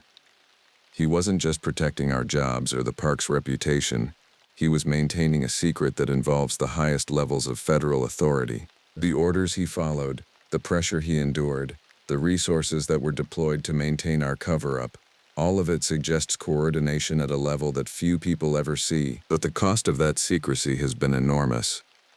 Jim died of his second heart attack in 2007, taking whatever he knew to his grave. David never returned to Forest Service work, and the last I heard he was living quietly in Ireland, still refusing to discuss what happened in 1995. Martinez became a successful attorney but developed what he describes as an irrational fear of wilderness areas that ended his outdoor activities permanently. As for the creatures themselves, I've come to believe that they represent something far more significant than just an unknown species. Their behavior, The organized pursuit of David, the systematic investigation of new trail areas, the coordinated expansion of their territory suggests intelligence and social organization that rivals our own. They're not just animals living in the wilderness, they're a culture, a civilization that has learned to coexist with human civilization by remaining hidden. The encounters in our park followed a pattern that researchers have documented elsewhere. Initial contact triggered by human encroachment into previously undisturbed territory, followed by a period of investigation and testing culminating in either accommodation or displacement. In our case, the result was displacement. The creatures established boundaries that we were forced to respect, effectively ceding control of significant wilderness areas to beings that officially don't exist. What disturbs me most is the realization that this arrangement appears to be intentional and systematic. The government response to our situation was too quick, too organized, and too comprehensive to have been improvised. There are protocols in place for handling such encounters, which means authorities not only know these beings exist but have been managing coexistence with them for years, possibly decades. The questions that keep me awake at night are the same ones that have haunted me for 25 years. How many of them are out there? How long have they been sharing our wilderness areas? What other secrets are being kept in the name of preventing public panic or protecting national security? Most importantly, what will happen when the secret finally comes out? Because it will come out eventually. Too many people have had encounters, too many researchers are documenting evidence, and too many witnesses are beginning to speak publicly despite the risks. The truth has a way of surfacing, no matter how deeply it's buried or how powerful the forces trying to contain it. When that day comes, when the existence of these beings becomes public knowledge, the implications will ripple through every aspect of human society. Our understanding of evolution, our relationship with the natural world, our assumptions about human uniqueness, all of it will have to be reconsidered. The Forest Service, and probably multiple other government agencies, will face questions about decades of cover-ups and deception. The public will demand to know how long authorities have known about these creatures and why that knowledge was kept secret. There will be investigations, hearings, and probably criminal charges for those who participated in the concealment. But beyond the political and social upheaval, there will be the fundamental question of how humanity chooses to coexist with beings that share our intelligence but remain separate from our civilization. The creatures in Sector 7 have demonstrated that they prefer isolation and will actively defend their territory when necessary. They've also shown remarkable restraint, allowing humans like David to escape when they could easily have prevented it. That restraint suggests a level of wisdom and maturity that should give us hope. They've been sharing the wilderness with us for generations, probably centuries, without revealing themselves or causing harm except when directly threatened. They've managed to remain hidden in an age of satellite imagery, GPS tracking, and constant human surveillance, a feat that requires not just intelligence but sophisticated understanding of human technology and behavior. Perhaps the real lesson of our experience in 1995 is that coexistence has been possible all along. The creatures never wanted to eliminate human presence from the forest. They simply wanted to maintain areas where they could live without interference. The boundaries they established through their encounters with park visitors were clear and consistent. Stay away from their core territory and there will be no conflict. If we can respect those boundaries, if we can acknowledge their presence without demanding complete access to their habitat, perhaps the relationship can continue as it has for generations. The forest is large enough for both species, as long as we're willing to admit that we're not the only intelligent inhabitants. As I approach my 70th birthday, I find myself grateful for the role I played in maintaining that balance, even though it came at significant personal cost. The nightmares have faded over the years, but the sense of wonder remains. I was privileged to glimpse something extraordinary, something that challenges our most basic assumptions about the world we think we know. David McKinnon was right when he wondered if we'd encountered Bigfoot territory. What he couldn't have known at the time was that we'd stumbled into something far more complex than a simple cryptozoological discovery. We'd found evidence of a parallel civilization that has spent centuries perfecting the art of remaining invisible while sharing our world. The truth is out there, hidden in the sealed wilderness areas of parks across the continent. It's protected by classification levels and federal protocols that most people never learn exist. It's maintained by the silence of those who've encountered it and understood the consequences of speaking publicly. But the truth is also patient. It can wait for the right moment, the right circumstances, the right combination of evidence and witnesses to finally step out of the shadows.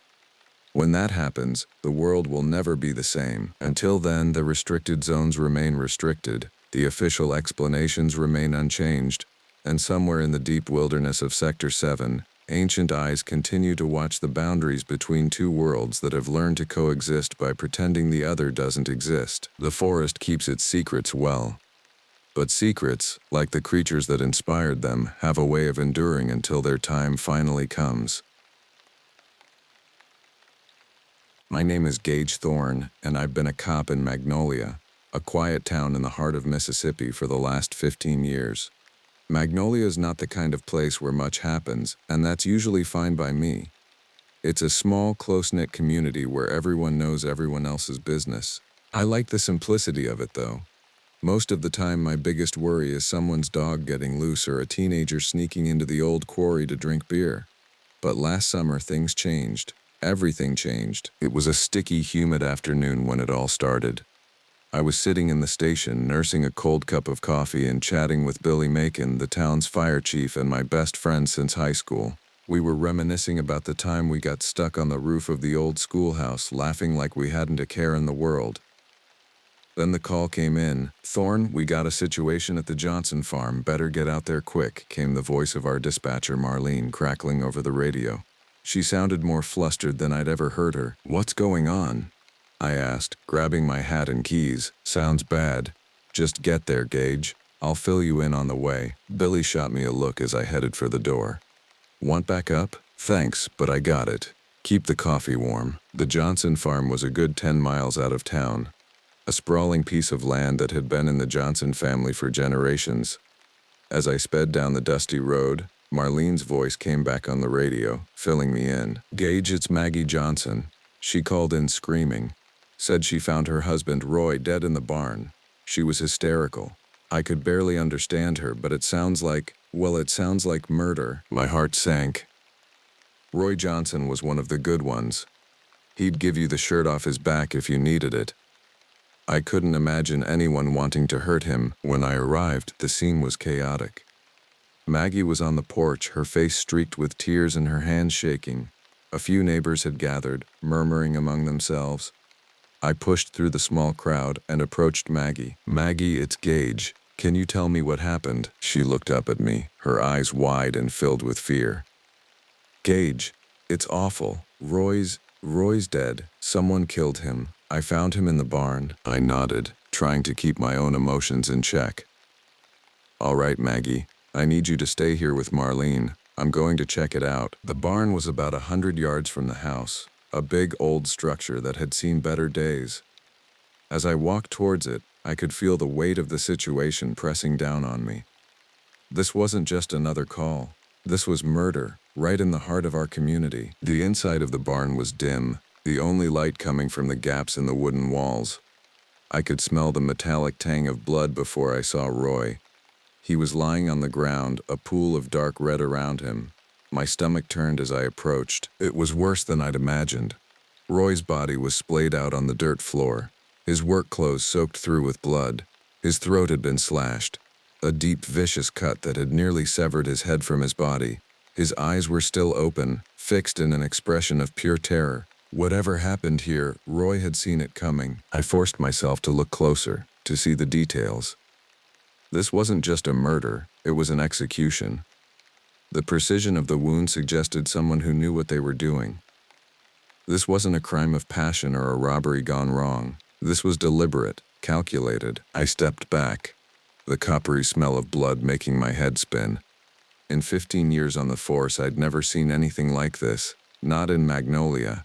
This kind of violence belonged in the crime-ridden streets of Jackson or Memphis, not our quiet little town. "Jesus Christ," I whispered, the words escaping before I could stop them. I made my way back outside, gulping in the fresh air.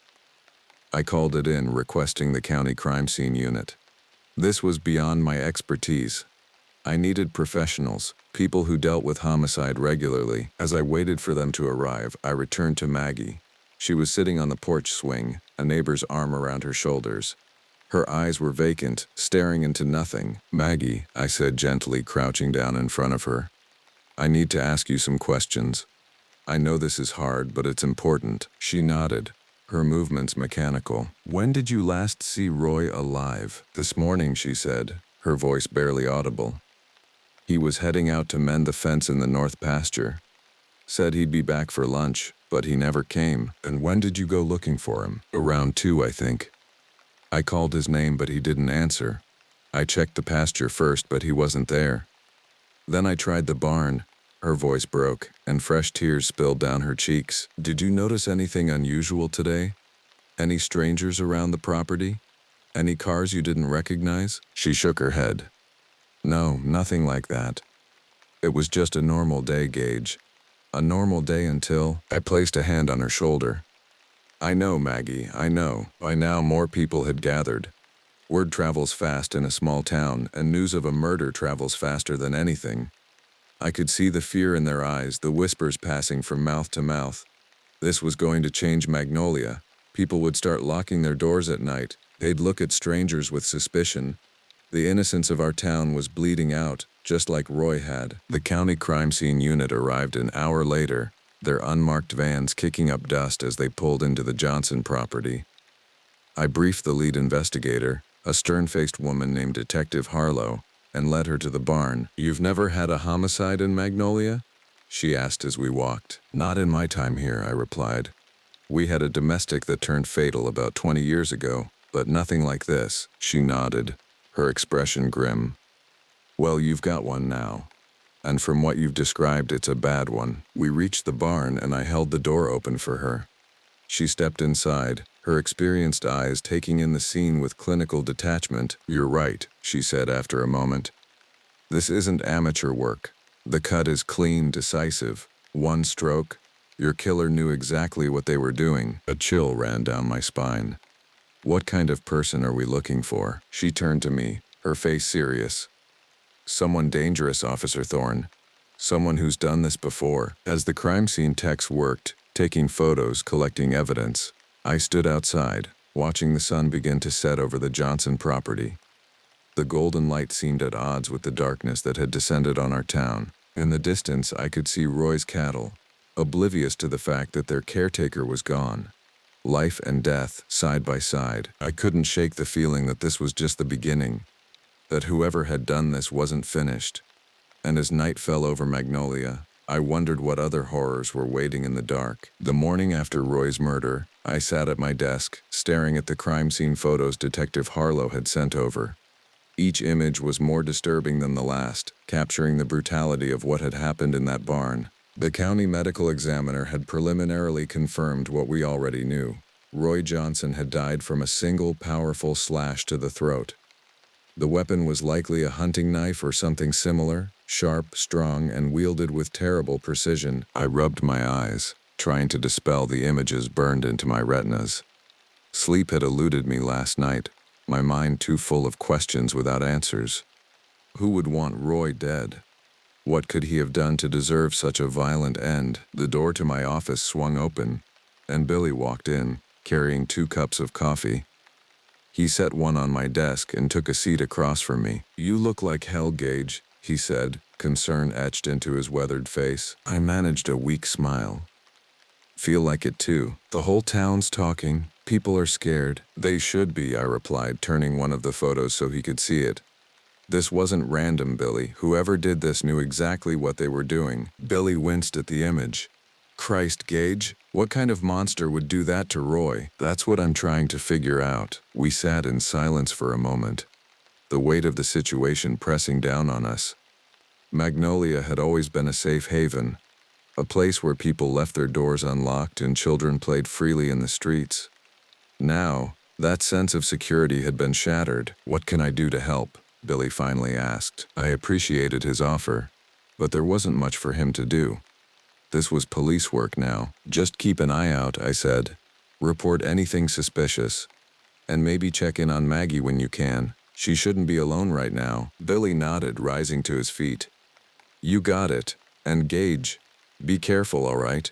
If this person is still out there, I know, I said, meeting his concerned gaze. I will be. After Billy left, I turned my attention back to the case. The crime scene team had found little in the way of physical evidence. No fingerprints, no DNA, no footprints except for one partial boot print in the mud outside the barn. Professional, methodical, not the work of an opportunistic killer or a crime of passion. I spent the morning making calls, checking in with neighboring counties to see if they'd had any similar cases. Nothing matched the MO. By noon, I was no closer to answers than I had been the night before. I decided to head back to the Johnson farm. Sometimes, returning to a scene after some time has passed can reveal details you missed in the initial chaos. The farm looked different in the daylight, less ominous but no less tragic. Yellow crime scene tape still cordoned off the barn, fluttering in the gentle breeze. Maggie's car was gone. She was staying with her sister in town, unable to face the empty house and the memories it held. I ducked under the tape and entered the barn once more. The body was gone, taken to the county morgue, but the bloodstain remained, a dark reminder of what had happened here. I moved slowly through the space, trying to see it with fresh eyes. The barn was well organized, with tools hanging in their proper places and feed stored in labeled containers. Roy had been meticulous, a man who believed in order and routine. Nothing seemed out of place, nothing disturbed except for the bloody patch of earth where he'd fallen. I examined the door, the windows, looking for signs of forced entry. There were none. Either Roy had let his killer in, or they had come in when the barn was empty and waited for him. As I was about to leave, something caught my eye. A glint of metal in the hay near one of the stalls. I crouched down, using a pen to carefully move the straw aside. It was a button, a small silver button with an intricate pattern etched into its surface. It didn't look like something that would be on a farmer's work clothes. This was from something more formal, more expensive. I took out an evidence bag and carefully collected the button. It might be nothing, just a random object that had been in the barn for years. Or it might be the first real clue in this case. Back at the station, I logged the button into evidence and requested it be sent to the state lab for analysis. It wasn't much, but it was something to go on. The rest of the day passed in a blur of paperwork and phone calls. I spoke with Maggie again, going over the events leading up to her discovery of Roy's body. I talked to the neighbors, asking if they'd seen anything unusual in the days before the murder. I followed every procedure, checked every box. But the answers remained elusive. As evening approached, I decided to visit the Rusty Nail, Magnolia's only bar. It wasn't just for a much-needed drink. Bars were good places to hear rumors, to gauge the mood of a town. And right now, understanding the pulse of Magnolia was crucial. The place was quieter than usual. The normal Friday night buzz subdued. Conversations stopped as I walked in, all eyes turning to me before quickly looking away. I nodded to a few familiar faces and made my way to the bar, where Tom Ellis, the owner, was polishing glasses. "Evening, Gage," he said, setting down a tumbler of whiskey without being asked. "On the house," I nodded my thanks and took a sip, feeling the burn down my throat. "How are things, Tom?" He leaned in, keeping his voice low. "People are scared, Gage. They're saying all sorts of things. That it was a drug deal gone bad. That Roy had gambling debts. That it was one of them serial killers from the TV shows." I shook my head. "You know better than to listen to gossip, Tom." "Sure, but when there's no answers, people make up their own. You got any leads?" "Working on it," I said, non-committal. "You notice any strangers in town lately? Anyone asking about Roy, or acting odd?" Tom thought for a moment, his brow furrowed. "There was a fella in here last week. Didn't recognize him. Kept to himself, didn't talk much. Paid in cash and left before closing. You remember what he looked like? Tall, thin, dark hair, I think. Had a scar on his left cheek shaped like a crescent. I remember 'cause it caught the light when he turned his head." I felt a flicker of interest. It wasn't much to go on, but in a town like Magnolia, strangers stood out. "He say where he was staying, what he was doing in town?" Tom shook his head. "Nope. Didn't say much of anything. Had a weird vibe about him, though. Made me uneasy." I finished my drink and stood up. If he comes back, you call me right away, understand? Will do, Gage. I left the rusty nail with more questions than answers, but at least it was something. A stranger in town around the time of the murder. It could be coincidence, or it could be the lead I was looking for. The streets of Magnolia were nearly deserted as I drove back to the station. Normally, Friday nights saw teenagers hanging out in the town square, families taking evening walks, neighbors chatting on porches. Not tonight. Tonight, doors were locked and curtains drawn. Fear had taken hold, and I couldn't blame them. Back at the station, I added Tom's information to my growing case file. A stranger with a crescent-shaped scar. It wasn't much, but it was a start. I was about to call it a night when Marlene came in, her face pale. Gage, we just got a call from Sarah Sims. Her daughter Carly didn't come home from swim practice. She's been trying her cell, but it goes straight to voicemail. My blood ran cold. Carly Sims was 17, a good kid from a good family. She wasn't the type to stay out without calling, especially not with what had happened to Roy Johnson. How long has she been missing? I asked, already reaching for my keys. About 3 hours. Practice ended at 6, and she should have been home by 6:30. Sarah waited, thinking maybe she'd gone to a friend's house, but she's called everyone. No one's seen her. Get Billy and the other deputies. We need to organize a search party. And Marlene, keep this quiet for now. The last thing we need is a panic. She nodded, her expression grim. You think it's related to Roy? I didn't answer right away. I didn't want to voice the fear that was forming in my gut.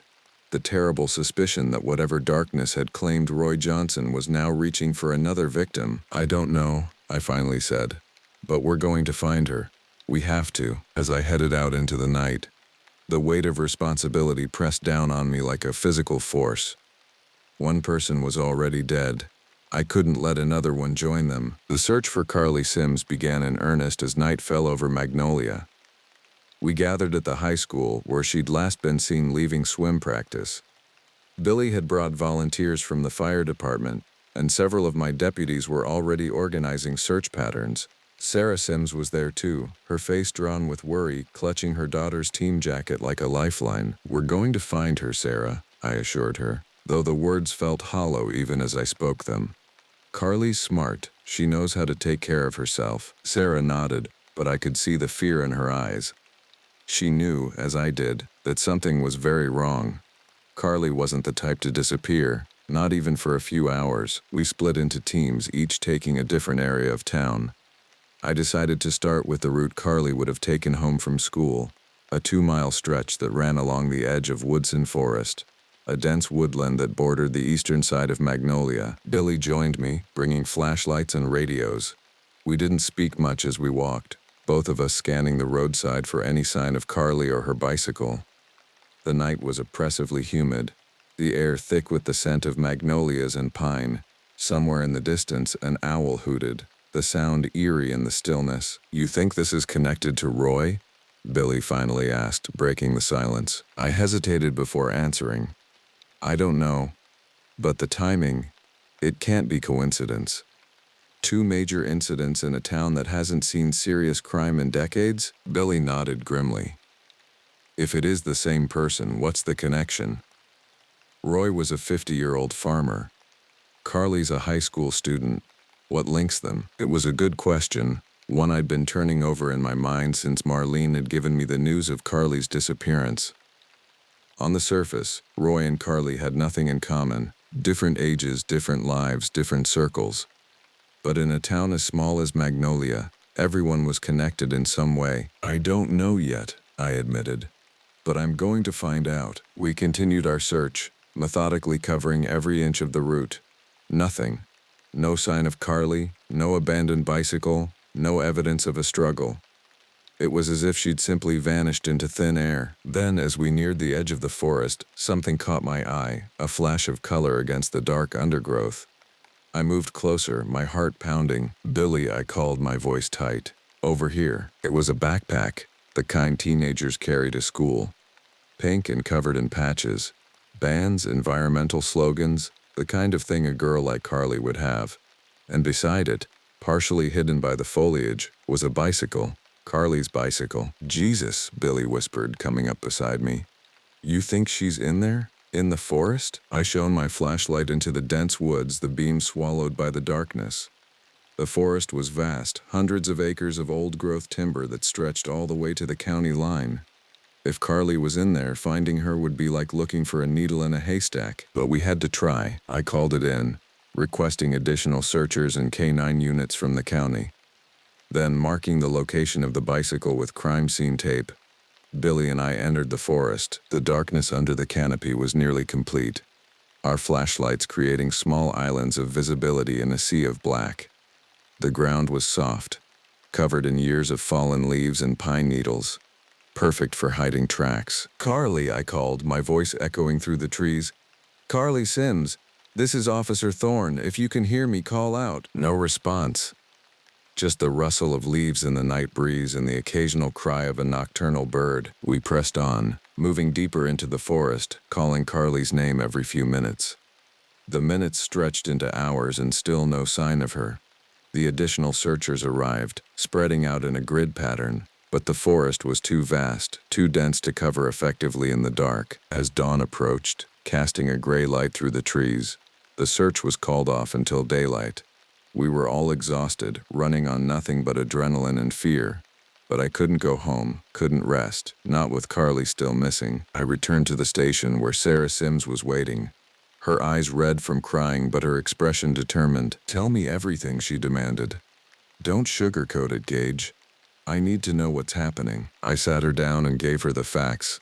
We'd found Carly's bicycle and backpack at the edge of the forest. There were no signs of a struggle, but also no indication of where she might have gone. The search would resume at first light, with more resources. "Do you think she's—" Sarah couldn't finish the sentence, the words catching in her throat. "We don't know anything yet," I said, as gently as I could. "But Carly's strong, Sarah, and we're not giving up." After Sarah left, escorted home by one of my deputies, I turned my attention back to the investigation. If this was connected to Roy's murder, I needed to find the link, and fast. I pulled out Roy's file and began reviewing everything we knew. The clean, professional kill, the lack of evidence, the button I'd found in the barn, and now a missing teenager whose bicycle had been abandoned at the edge of the forest. Something nagged at the back of my mind, a detail I'd overlooked. I went back through my notes from the interviews with Maggie Johnson and the neighbors. Then I saw it, a small comment from Maggie, almost in passing. Roy had been worried about trespassers in the north pasture, said he'd seen footprints in what looked like a campsite, but when he went to check it out the next day, everything was gone. Trespassers, a campsite, and the north pasture of the Johnson farm backed up against Woodson Forest. I checked the time, 5:30 a.m. The search for Carly would resume in less than an hour. I needed to be there. Needed to direct the teams to look at the area where the Johnson property met the forest. But first I had one more thing to check. I pulled up the county records on my computer, looking for any recent reports of drifters or transients in the area. There wasn't much. A complaint about someone sleeping in the park 2 months ago. A report of a man asking for money outside the grocery store last month. Nothing that seemed connected to our case. Then I widened the search to neighboring counties. Jackson County to our north had reported several incidents involving a homeless man who'd been causing disturbances. The description matched what Tom Ellis had told me about the stranger in the Rusty Nail. Tall, thin, with a crescent-shaped scar on his left cheek. The report mentioned that the man had been exhibiting signs of mental illness, talking to himself and making threatening statements. His name was Mark Aiken, and he'd disappeared from Jackson County around the same time Roy Johnson was murdered. My heart raced as the pieces began to fall into place. A mentally disturbed drifter camping in the woods near the Johnson farm. Roy discovers his campsite, goes to investigate, and ends up dead. And now Carly, whose route home took her past the edge of the same forest. I grabbed my radio and keys, rushing out to my patrol car. The first rays of sunlight were just breaking over the horizon as I sped toward Woodson Forest, where the search teams were gathering for another day of looking for Carly. I briefed them on my theory, directing them to focus on the area where the Johnson property met the forest.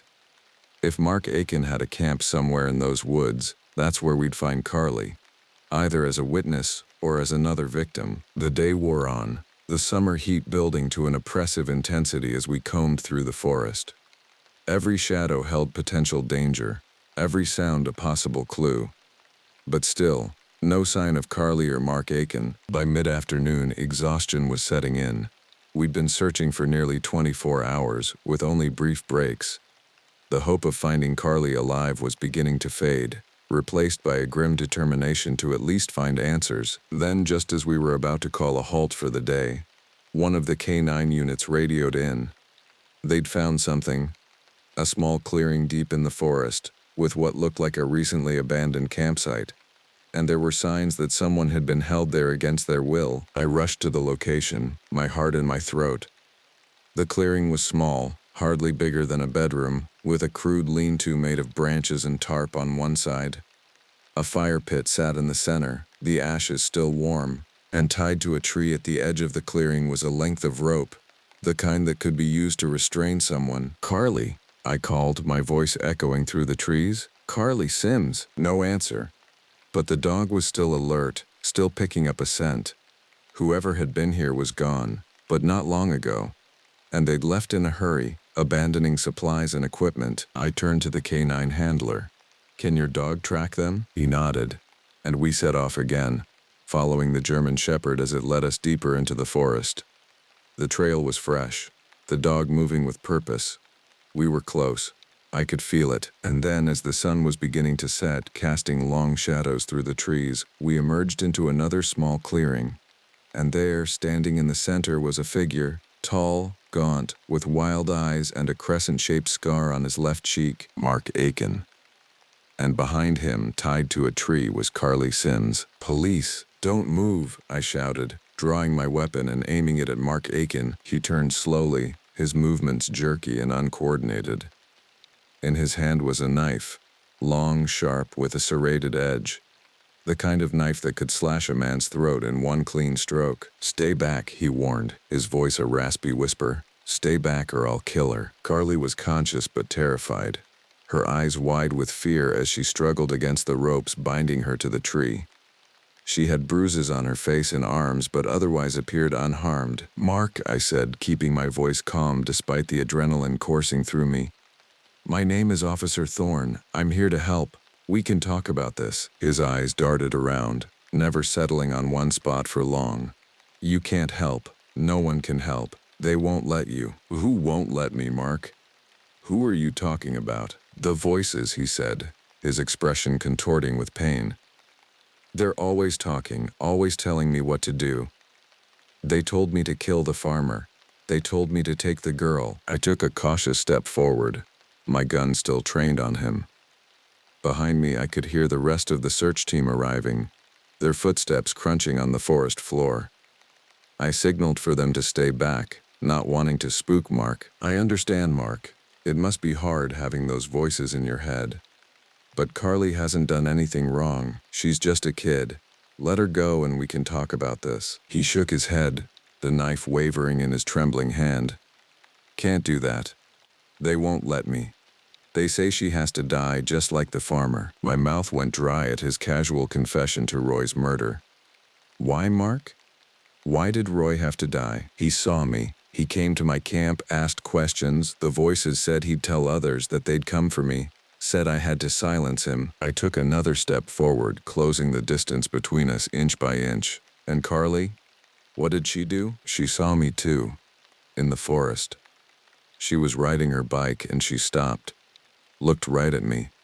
The voices said she recognized me, that she'd tell the police." It was making a terrible kind of sense now. Roy had discovered Mark's campsite in the woods bordering his property and confronted him. Mark, driven by paranoid delusions, had killed him to keep his presence a secret. Then Carly, by pure bad luck, had spotted Mark while riding home from swim practice. Another witness, another threat to be eliminated. "Mark, listen to me," I said, my voice firm but gentle. "The voices are lying to you. Carly didn't recognize you. She doesn't know who you are." His eyes flickered with uncertainty. "How do you know that?" "Because I'm the police chief in this town, and until today no one had seen you except for Roy. Carly wouldn't have known who you were." He seemed to consider this, the knife lowering slightly. "But the voices are confused, Mark. They're telling you to hurt innocent people. "That's not right, is it?" For a moment, I thought I was getting through to him. His expression softened, the wild look in his eyes dimming. But then, as quickly as it had come, the moment passed. His face hardened, and he raised the knife again. "No," he shouted. "You're trying to trick me. The voices say you're lying." He lunged forward, the knife slashing through the air. I dodged, barely avoiding the blade, and lost my balance. I fell hard, my gun skittering away across the forest floor. Mark was on me in an instant, the knife coming down toward my chest. I caught his wrist, holding the blade inches from my body. He was stronger than he looked, fueled by madness and adrenaline. I couldn't hold him off for long. "Help!" I called to the search team. "Take the shot," but they couldn't. Not with Mark on top of me, not without risking hitting me instead. I was on my own. With a surge of desperate strength, I managed to twist, throwing Mark off balance. We rolled, grappling for control of the knife. I could feel the blade nick my arm, a sharp sting followed by warmth as blood began to flow. "Mark, stop!" I gasped, still trying to reach the man beneath the madness. "We can help you. The voices aren't real." But he was beyond reason now, his eyes vacant as he fought with inhuman strength. The knife inched closer to my throat, the blade catching the fading sunlight. In that moment, I knew I had no choice. With every ounce of strength I had left, I jerked my knee up, catching Mark in the stomach. As he doubled over, I twisted the knife from his grasp and rolled away, scrambling to my feet. Mark recovered quickly, lunging for me again, empty-handed but no less dangerous. I held the knife out, a warning. "Stay back, Mark. I don't want to hurt you." He ignored me, charging forward with a primal scream. I sidestepped, but he anticipated the move, changing direction and tackling me to the ground once more. The knife flew from my hand, landing just out of reach. We struggled in the dirt, Mark's hands finding my throat, squeezing with manic strength. Spots danced before my eyes as my oxygen was cut off. I clawed at his hands, trying to break his grip, but it was like iron. Just as darkness began to close in, I heard a gunshot. Mark's body jerked, his grip loosening. Blood bloomed on his shoulder, and he fell to the side, clutching the wound. I rolled away, gasping for air, and looked up to see Billy standing there, his service weapon still aimed at Mark. "You okay, Gage?" he asked, his voice tight with concern. I nodded, unable to speak just yet.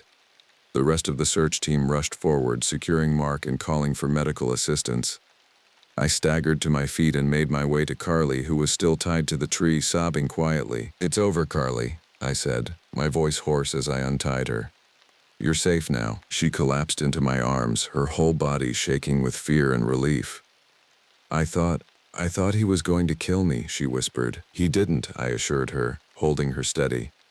"And he won't hurt anyone else ever again." As the paramedics arrived, attending to Mark's wound and checking Carly for injuries, I stood at the edge of the clearing, watching the scene unfold. The nightmare was over. We had our killer. Justice would be served. But as I looked at Mark, now sedated and being loaded onto a stretcher, I couldn't feel the satisfaction I'd expected. Only a deep, profound sadness. Mark Aiken wasn't a monster, not really. He was a sick man, tormented by voices only he could hear, driven to violence by delusions he couldn't control. In the end, the real villain wasn't Mark, but the mental illness that had consumed him. And in that, there was no real victory, no true justice, just the bitter knowledge that 2 lives had been destroyed. Roy's by death and Mark's by the prison cell that awaited him. As we made our way out of the forest, Carly supported between 2 paramedics. I couldn't shake the feeling that this case had changed me, changed all of us. The innocence of Magnolia had been shattered, and nothing would ever be quite the same again. The weeks following Mark Aiken's arrest passed in a blur of statements, paperwork, and court appearances. The evidence against him was overwhelming: his confession, the murder weapon found at his campsite, DNA matching him to the scene of Roy's murder. The district attorney was pursuing a case of first-degree murder for Roy and attempted murder for Carly, with additional charges of kidnapping and assault on a police officer. Mark himself was a shadow of the man I'd encountered in the forest. Properly medicated now, the wild look in his eyes had been replaced by a haunted vacancy. The voices had quieted, leaving him to face the reality of what he'd done. It was hard to watch, Harder still to reconcile the soft-spoken man in the county jail with the feral killer who had nearly taken my life. I visited him once, a week after his arrest. He was sitting on the edge of his bunk, staring at the wall. "Officer Thorne," he said, not looking up as I approached his cell. "I expected you sooner." "I've been busy," I replied, standing just outside the bars, cleaning up the mess you made. He nodded, his movements mechanical. "I want to say I'm sorry, but I know that doesn't mean anything. Not to Roy Johnson's family, not to that girl." "Carly," I said. "Her name is Carly Sims." "Carly?" he repeated, the name heavy on his tongue. Is she okay?" "She will be, eventually. She's strong." Mark finally looked up, his eyes clear for perhaps the first time since I'd met him. "I wasn't always like this, you know. I had a life once, a job, an apartment. Then the voices started, and everything fell apart. I didn't know what to say to that. What comfort could I offer to a man who had lost himself so completely? "The doctors say I have schizophrenia," he continued. "They've got me on medication now. The voices are quiet. But it's too late, isn't it? Too late for Roy, too late for me." "Yes," I said simply. There was no point in lying. "It's too late." As I turned to leave, he called after me. "Officer Thorne, when the trial comes, tell them I'm guilty. I don't want to drag this out. I don't want Roy's family or Carly to have to relive it all." I looked back at him, this broken man who had brought such terror to our town. "I'll tell them," and I did. Mark Aiken pled guilty to all charges at his arraignment. He was sentenced to life in prison without the possibility of parole, to be served at a facility with a psychiatric ward where he could receive the treatment he needed. Justice had been served, at least in the eyes of the law. But the scars remained, both visible and invisible. Maggie Johnson sold the farm, unable to live with the memories it held. She moved to Jackson to be closer to her sister, leaving behind the land that had been in her family for generations. Carly Sims returned to school after a month of therapy. Her physical injuries healed, but her eyes carrying a weariness that hadn't been there before. Her friends rallied around her, protective and supportive. But there were moments when she would go quiet, lost in memories of those terrible hours in the forest. And Magnolia itself changed. People still left their doors unlocked, still let their children play in the yards and streets. But there was a caution now, a awareness that hadn't existed before. The innocence was gone, replaced by a more guarded outlook on the world. As for me, I continued my rounds, my patrols, my daily duties as Magnolia's police chief. But I was different too. The encounter with Mark Aiken had shown me a darkness I hadn't known existed, a capacity for violence and madness that lurked just beneath the surface of ordinary life. It was a crisp fall day, nearly 3 months after Roy's murder, when Billy found me sitting on a bench in the town square, watching the leaves turn golden in the afternoon sun. "Penny for your thoughts," he said, settling beside me. I shrugged, just thinking about how quickly things can change, how fragile it all is. Billy nodded, understanding without needing more explanation. "You did good, Gage. You saved Carly. You caught a killer. That counts for something." "Does it?" I asked, the question that had been haunting me finally finding voice. "We can't bring Roy back. We can't undo what happened to Carly. And Mark Aiken will spend the rest of his life in a cell, fighting demons we can't even imagine." "You can't think like that," Billy said firmly. "You did your job. You protected this town as best you could. That's all any of us can do." He was right, of course. But it didn't make the weight any lighter. As we sat there, a familiar figure walked past. Sarah Sims, Carly's mother. She spotted us and changed direction, coming to stand before our bench. "Officer Thorne," she said, her voice steady. "I've been meaning to talk to you." I braced myself, uncertain what was coming. Anger? Blame? It wouldn't be the first time a victim's family directed their pain toward the police, toward the system that had failed to protect them. But instead, Sarah reached out and took my hand. "Thank you," she said simply, "for finding Carly, for bringing her home. I don't know what I would have done if..." She didn't finish the sentence. She didn't need to. "Just doing my job, Mrs. Sims," I said, the words automatic but sincere. She shook her head. "No, it was more than that. Carly told me what happened in the forest, how you kept talking to him, trying to reach him, how you put yourself between her and danger. That's not just doing a job, that's being a hero. I felt a flush of embarrassment at her praise. How is Carly doing? Sarah's expression softened. Better, each day a little better. The nightmares are less frequent now. She's talking more. Her therapist says she's making remarkable progress. She's a strong kid, I said. Yes, she is. And she wants to see you, actually, to thank you herself. Would you have time to stop by sometime? I nodded. Of course, any time. After Sarah left, Billy and I sat in companionable silence, watching as the town went about its business around us. People shopping, talking, living their lives. Magnolia, resilient despite the wounds it had suffered. You know, Billy said eventually, maybe this is what it means to be a cop in a place like this. Not just handling loose dogs and rowdy teenagers, but being there when the real darkness comes. Being the line between the town and whatever's waiting out there. I considered his words, finding a truth in them I hadn't seen before. Maybe you're right. The sun was setting now, casting long shadows across the square. Soon it would be dark, and I'd be on patrol again, watching over the quiet streets of Magnolia. But for now, in this moment there was peace. A fragile peace, perhaps, but real nonetheless. I'd like to say that everything went back to normal after Mark Aiken was sentenced. That the town healed completely and forgot the terror of that summer. But that wouldn't be true. The scars remained, visible in the way mothers called their children in a little earlier each evening, in the new security lights installed outside the school, in the attendance at the self-defense classes now offered at the community center. Yet life went on. It always does. Roy Johnson was laid to rest in the town cemetery, his funeral attended by nearly everyone in Magnolia. Carly Sims graduated high school the following spring and went off to college, her experience having shaped her decision to study psychology, to help others dealing with trauma, and I continued to serve as Magnolia's police chief. My eyes a little more watchful, my senses a little more attuned to the shadows at the edges of our small town, because that's the thing about darkness. It never truly goes away. It waits, patient and silent, for an opportunity to seep in. And when it does, someone has to be there to meet it, to push it back, to keep it at bay for one more day. In Magnolia, that someone is me. Gage Thorne, small-town cop with 15 years on the job and a lifetime of lessons learned in one terrible summer. I carry the weight of what happened, the memories of Roy and Carly and Mark, the knowledge of how quickly peace can shatter. But I carry something else too. A deeper appreciation for the town I serve, for the people who live here, for the quiet rhythms of life in this small corner of Mississippi.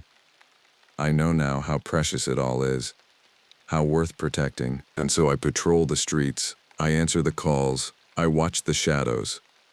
Because that's my job, that's my duty, that's my promise to Magnolia. Some nights when the moon is high and the town is quiet, I drive out to the edge of woods and forest, to the spot where we found Carly's bicycle that fateful night. I stand there looking into the darkness between the trees, and I remember, not just the fear and the violence, but the courage and the resilience that followed. The way a community came together in crisis, the way a young girl fought to survive, the way a broken man found in his final lucid moments the decency to confess and spare others further pain. These are the things that matter, in the end. Not the darkness, but the light that pushes against it. Not the wounds, but the healing that follows. Not the fear, but the courage to face it. My name is Gage Thorne, and I've been a cop in Magnolia for 15 years. It's not always an easy job, and sometimes the weight of it threatens to break me. But on most days I'm proud of what I do. Proud to serve this town, these people. Proud to stand between them and whatever waits in the shadows. Because in the end, that's what it means to be a police officer in a small town like this. Not just handling loose dogs and rowdy teenagers, but being there when real darkness comes. Being the first line of defense. Being the one who says, not here, not today, not while I'm watching, and as long as I'm able, that's exactly what I'll do. My name is Theo Wildhorse, and this happened back in 2002, just outside the small town of Mimbres, New Mexico.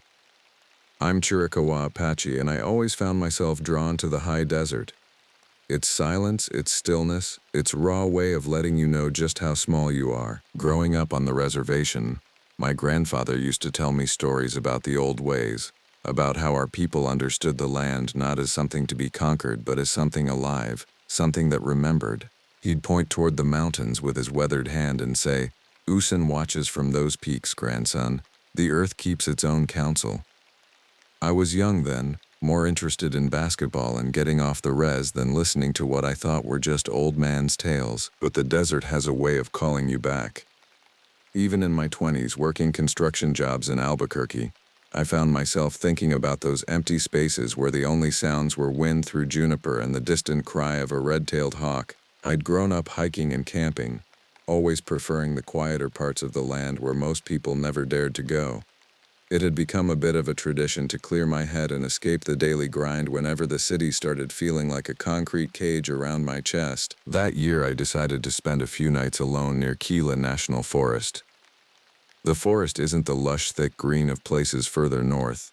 It's a mix of pinon pines, twisted junipers, and a few hundred miles of rough terrain that stretches from the high country down into the Chihuahuan Desert. Mountains rise like ancient sentinels from the valley floors, their slopes scarred by centuries of wind and flash floods. In some places the land looks like it was broken and put back together wrong, mesas jutting up at odd angles, arroyos cutting deep gashes through red earth, and everywhere the feeling that you're walking through a place that's older than any human memory. The Mimbres Valley had always felt like home to me, tough, weather-beaten, and vast.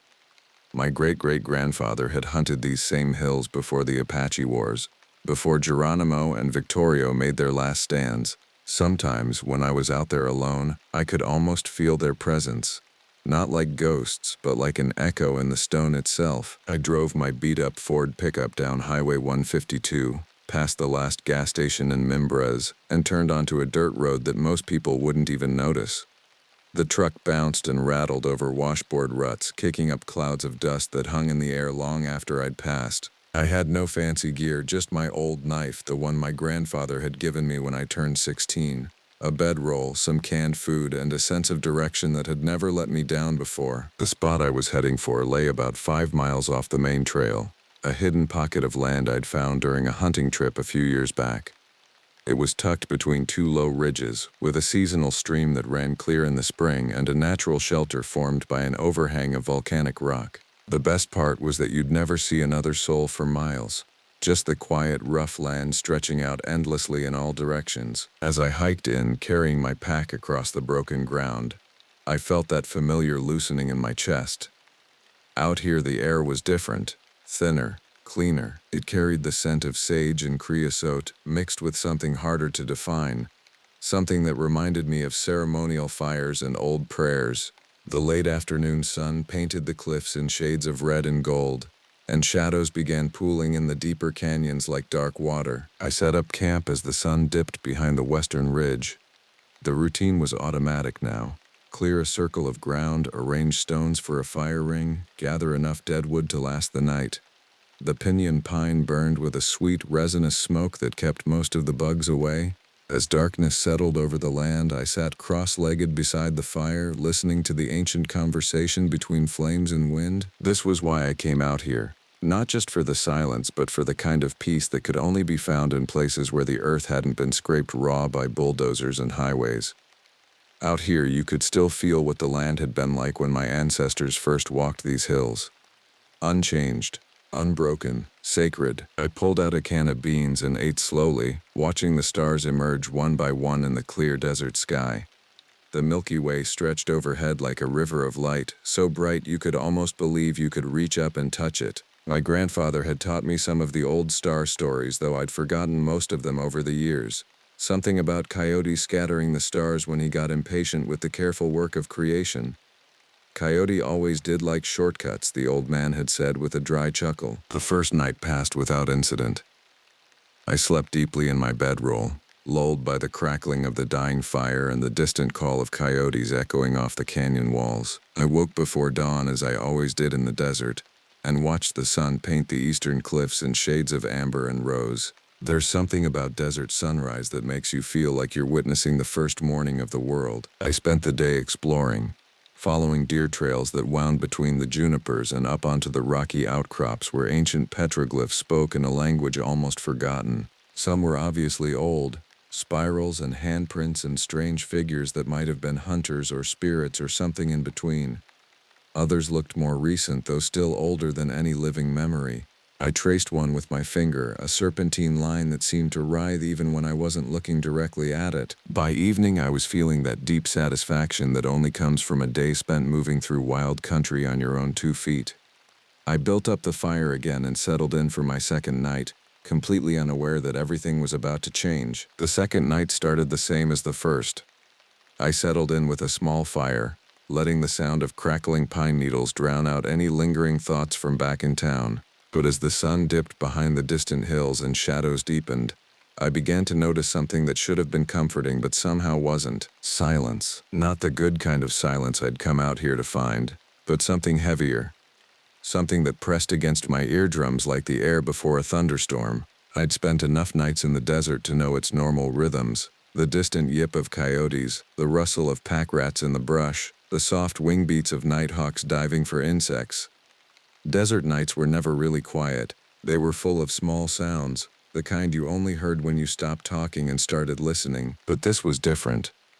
The silence had weight to it, as if the entire landscape was holding its breath. I poked at the fire with a stick, sending sparks spiraling up into the darkness. The flames cast dancing shadows on the rock overhang behind me, and for a moment I thought I saw something moving in those shadows, something that wasn't just the play of light and dark. I turned to look directly, but there was nothing there except stone worn smooth by centuries of wind and rain. Just your imagination, I told myself. Been in the city too long, your eyes need time to adjust. But the silence continued. No wind through the junipers, no scurrying sounds from the rodents that should have been active in the cooling air. Even the fire seemed muffled, as if something was absorbing the sound before it could travel very far. I forced myself to eat, though the beans tasted like sawdust in my mouth. My grandfather had always said that fear was just another kind of hunger. It made you forget to take care of your body when your mind was focused on danger. Feed yourself first, he'd taught me. Then you can think clearly about what's really happening. As I chewed the tasteless food, I tried to remember what else he'd told me about reading the land. The earth speaks, but you have to know its language. Sometimes it whispers, sometimes it shouts, but it always tells the truth if you're paying attention. What was the land trying to tell me now? I set down the can and really listened, straining my ears for any sound beyond the soft pop and hiss of burning wood. Nothing. Not even the distant hum of insects that usually filled the air after sunset. It was as if everything living in a wide circle around my camp had simply disappeared. That's when I heard it. The first sound. It was faint but heavy, a deliberate thud from somewhere beyond the circle of firelight. My hand instinctively moved to the knife on my belt. The sound came again, closer this time, like something large being set down carefully on the rocky ground. My first thought was that it might be a bear. Black bears weren't uncommon in this part of the country, especially in late summer when they were fattening up for winter. Or maybe a cougar, though I knew they usually avoided humans and would be unlikely to approach a camp with an active fire. But the sound was wrong for either of those animals. Too deliberate, too measured. Bears crashed through brush. Cougars moved like flowing water, silent until they wanted to be heard. This was something else, something that moved with purpose and intelligence. I threw another piece of wood on the fire and the flames leaped higher, pushing back the darkness. For a moment, the increased light made me feel safer.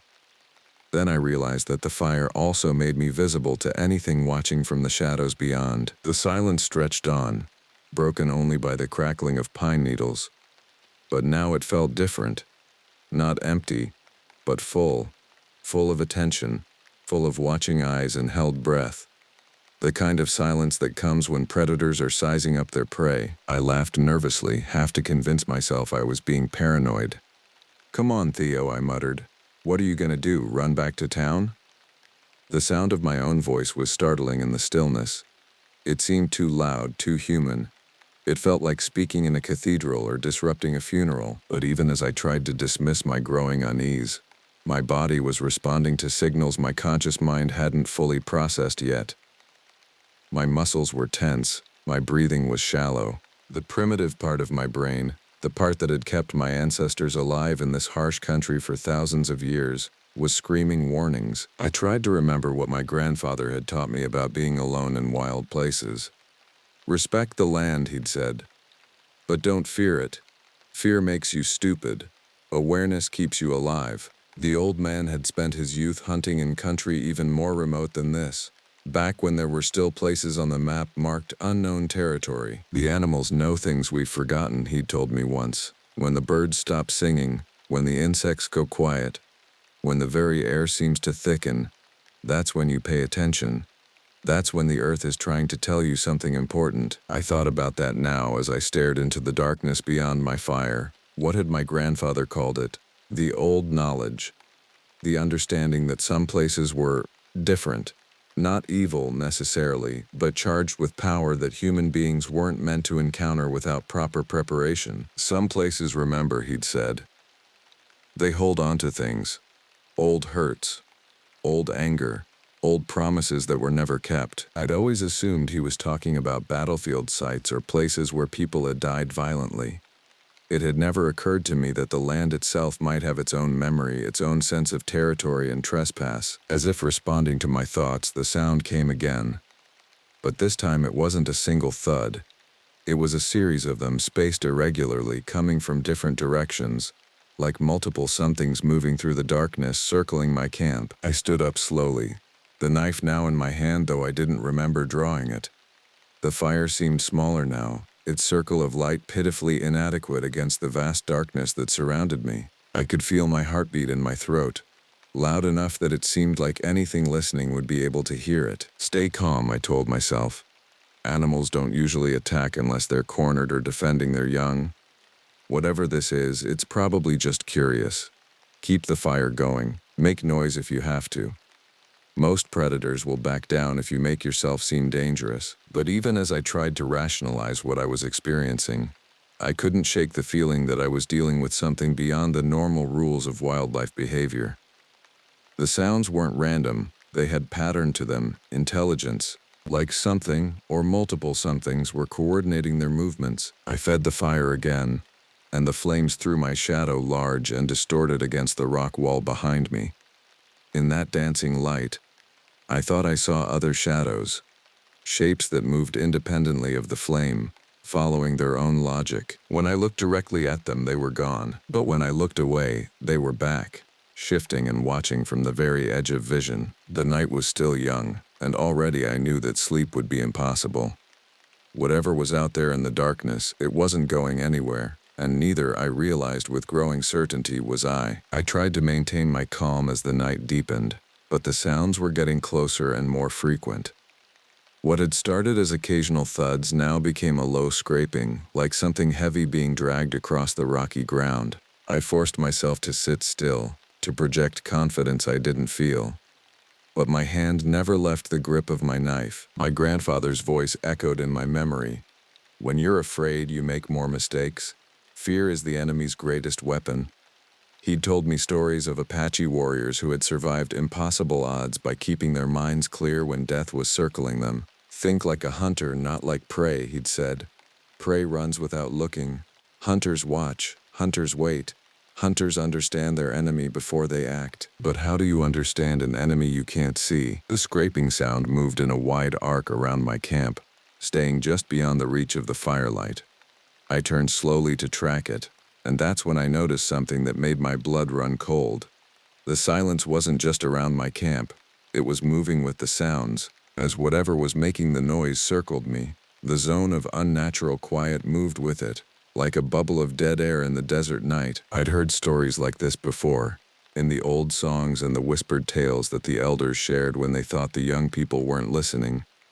Stories about things that walked the desert in the deepest darkness, creatures that belonged to the time before human memory.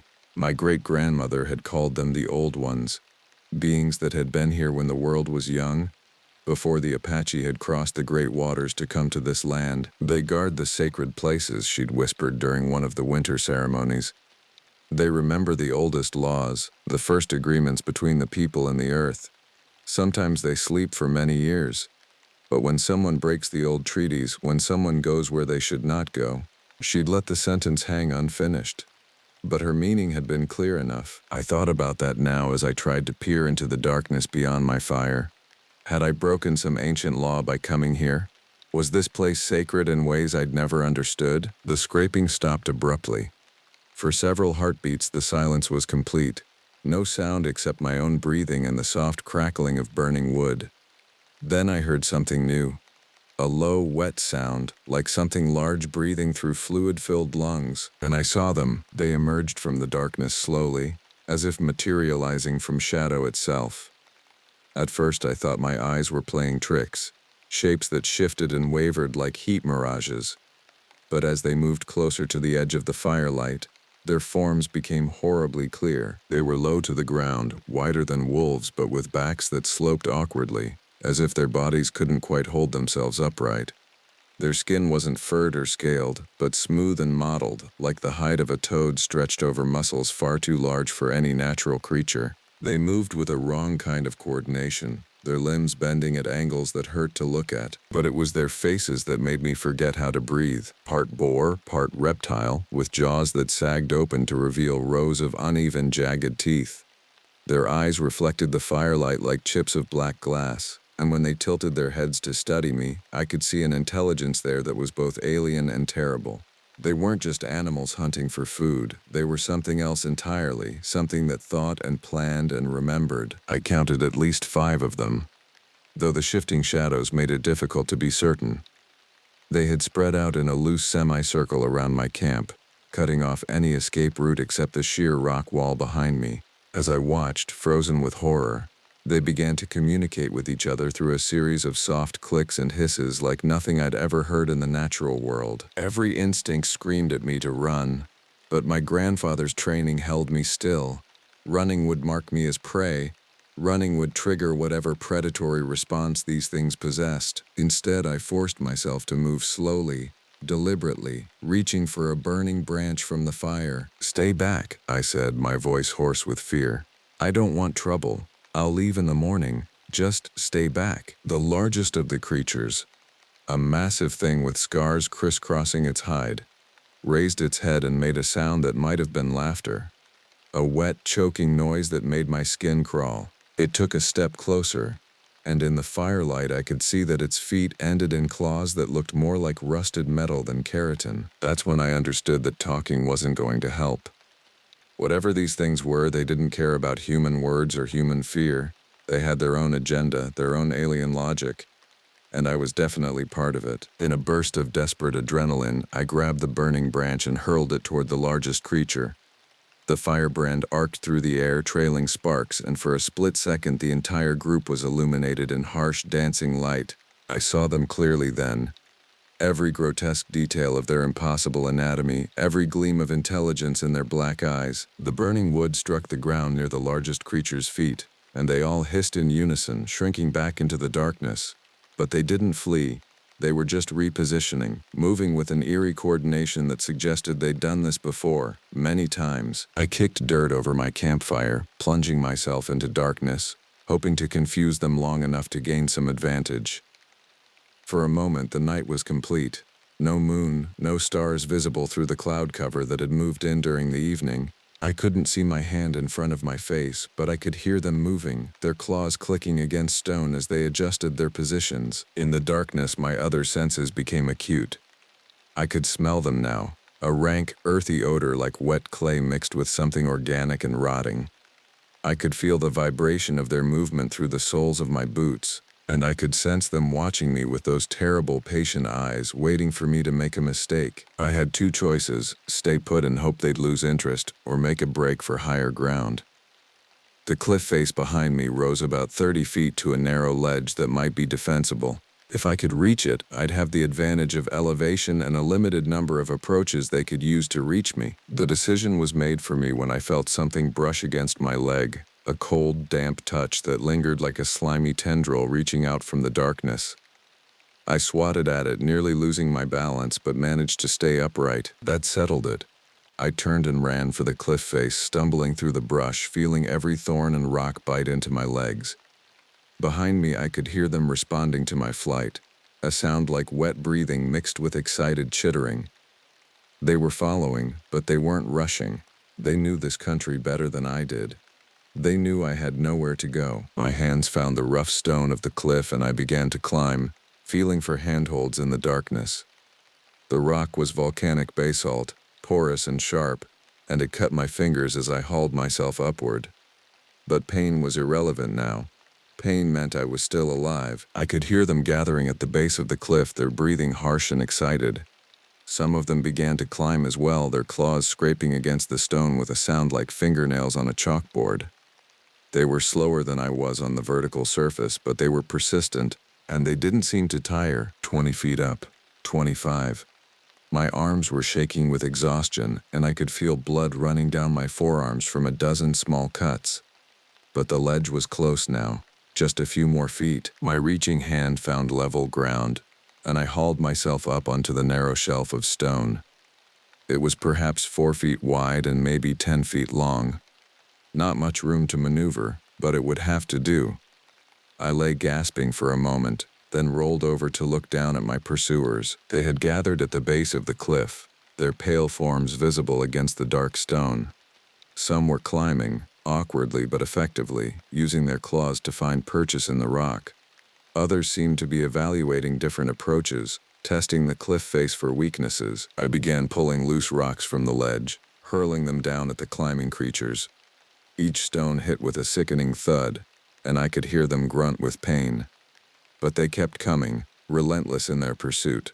One of the rocks struck a climber square in the head, and it fell backward, taking 2 others down with it. For a moment, I thought I'd won a reprieve, but as I watched, the fallen creatures simply got up and began climbing again. Whatever damage I'd inflicted was either minor or irrelevant to them. They felt pain. I could hear it in their hisses and grunts, but it didn't stop them. That's when I understood the full scope of my situation. I was trapped on a narrow ledge with creatures that were stronger than me, more numerous than me, and apparently more durable than me. My knife would be useless against their thick hides, and I had a limited supply of rocks to throw. I was going to die on this cliff. The only question was how long I could hold out. But my grandfather's voice spoke to me again through the darkness. As long as you're breathing, you're fighting. As long as you're fighting, there's hope. The earth provides for those who know how to see. I forced myself to think beyond the immediate terror. What advantages did I have? I was higher than they were.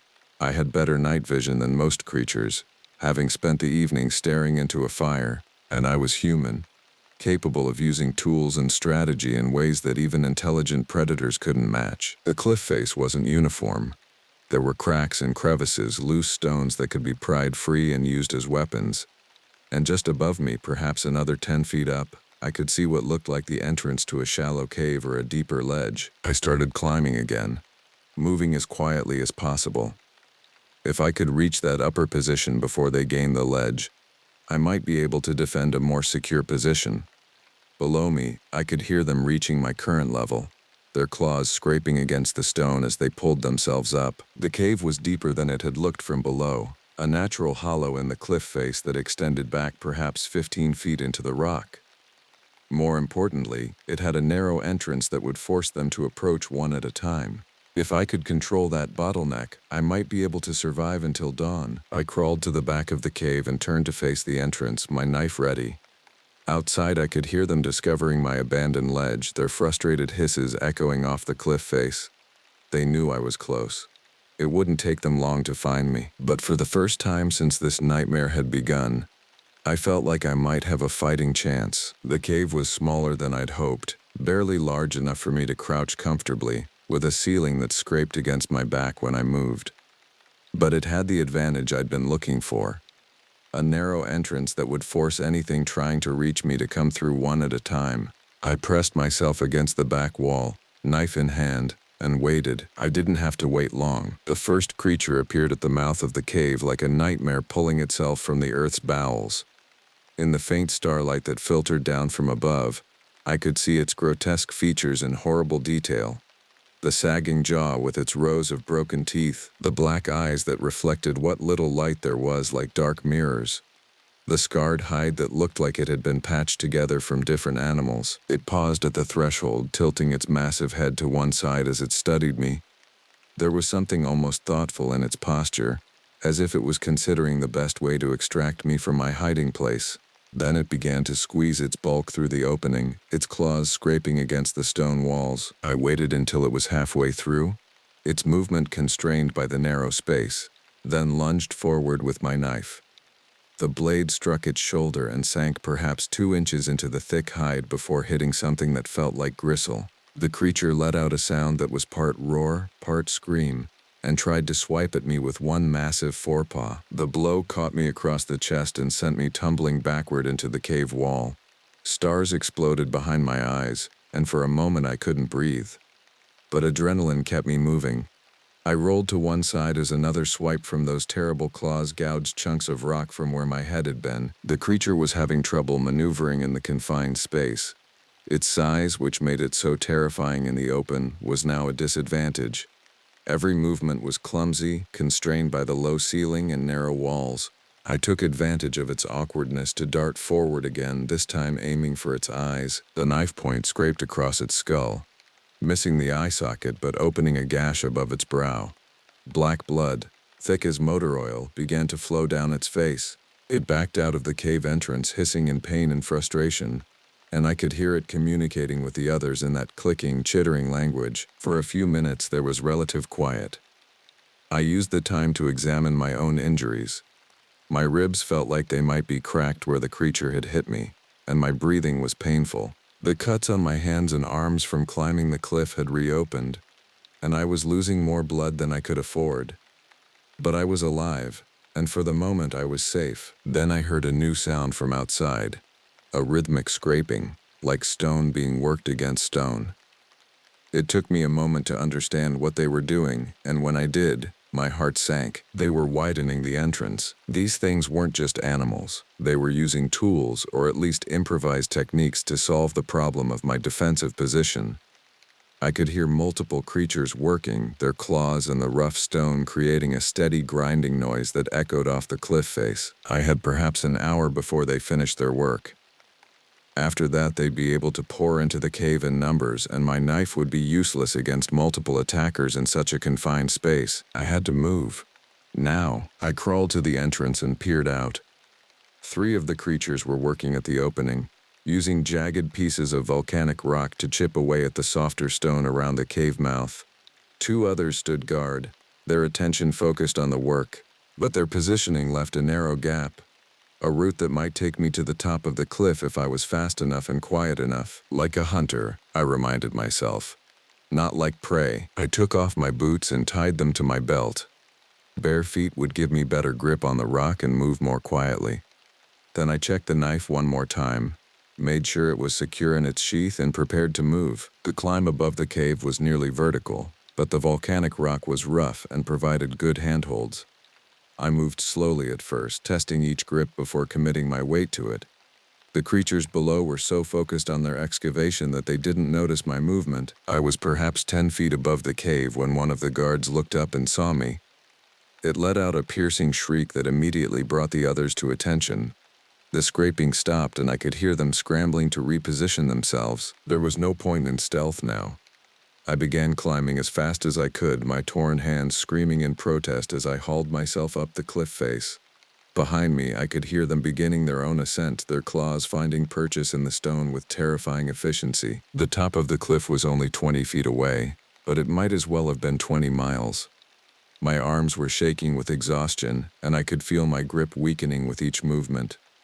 Blood from my cut hands was making the rock slippery, and more than once I nearly lost my hold entirely. 15 feet. 10. I could see the rim now, a dark line against the slightly lighter sky. Below me, the closest pursuer was gaining ground, its breathing harsh and excited. I could hear its claws striking sparks from the rock as it climbed. 5 feet from the top, my right hand slipped. For a sickening moment, I hung by my left arm alone, my feet scrabbling frantically for purchase. The creature below let out what might have been laughter, that same wet, choking sound I'd heard earlier. But desperation gave me strength I didn't know I possessed. I swung my right hand up, caught the edge of the cliff, and hauled myself over the rim just as claws raked the air where my legs had been. I lay gasping on the flat ground for perhaps 30 seconds before I heard the sounds of the creatures reaching the top. There was no time to rest. I forced myself to my feet and began to run. The landscape above the cliff was different from the desert floor. A rolling expanse of stone and scrub brush beneath a sky that was beginning to show the first faint hints of approaching dawn. I ran without direction at first, putting as much distance as possible between myself and the cliff edge, but I could hear them pursuing, their movements creating a sound like wind through a graveyard. I needed to think strategically. Running blindly would only exhaust me, and these things seemed to have unlimited endurance. I needed to find terrain that would favor a human over whatever these creatures were. Ahead I could see a landscape of broken rock, boulders the size of houses scattered across the plateau like the remnants of some ancient catastrophe. If I could reach that maze of stone, I might be able to lose them or at least find a more defensible position. I altered course, angling toward the rock field. Behind me the pursuit sounds grew closer. They were gaining on me and I was already running at the edge of my endurance. My chest felt like it was on fire and I could taste blood in my mouth, but the rocks were close now. I leaped from boulder to boulder, using my human ability to judge distances and plan routes in ways that might confuse creatures adapted to ground-level movement. The stone was treacherous in the darkness, but I'd grown up playing on landscapes like this. Every Apache child learned to navigate broken ground. It was part of our survival heritage. I found what I was looking for, a gap between two massive boulders that created a narrow passage. I squeezed through, emerged on the other side, and immediately began climbing the larger of the two rocks. It was perhaps 20 feet high with a relatively flat top that would give me a view of the surrounding area. From my elevated position, I could see them entering the rock field below. They moved differently here, less coordinated than they'd been in open ground. The maze of stone seemed to confuse them, breaking up their pack coordination. They spread out, searching for my trail, their forms appearing and disappearing between the boulders like shadows given substance. For the first time in hours, I allowed myself to hope that I might survive this nightmare. The eastern sky was definitely getting lighter. Dawn was perhaps an hour away. If I could stay hidden until then, if these things were nocturnal by nature, I might be able to outlast them. I settled down on my rocky perch to wait, keeping watch for any movement below. The pain in my ribs was getting worse, and I was beginning to feel lightheaded from blood loss. But I was alive. Against all odds, I was still alive. Below me, the creatures continued their search, moving through the boulder field with growing frustration. Their clicking communication had taken on an agitated edge, and several times I heard what sounded like arguments between different individuals. Then, just as the sky began to show the first hint of rose-colored light, they stopped searching. One by one, they gathered in a small clearing between the rocks and looked up at the eastern horizon. For several minutes they remained motionless, like statues carved from dark stone. Then, without any signal that I could detect, they turned and began moving back toward the cliff. They moved quickly now with purpose, as if responding to some ancient command that older than human understanding. I watched them disappear into the maze of boulders, listened to their movement fade into the distance, and finally allowed myself to believe that it was over. As the sun cleared the eastern mountains and painted the desert in shades of gold and amber, I carefully climbed down from my refuge and began the long walk back to my truck. The walk back to my truck took most of the morning. My ribs made every step agony, and I had to stop frequently to rest and get my bearings. The landscape looked different in daylight, less menacing but somehow more alien, as if I were seeing it through eyes that had been fundamentally changed by the night's experiences. I found my camp around midday. The fire ring was scattered, my supplies trampled and torn apart. But there was no other evidence of what had happened. No tracks in the rocky ground, no claw marks on the stone overhang.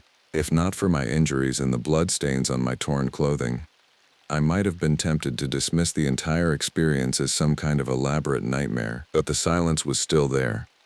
The unnatural quiet that had first alerted me to danger now seemed to follow me as I gathered what remained of my gear.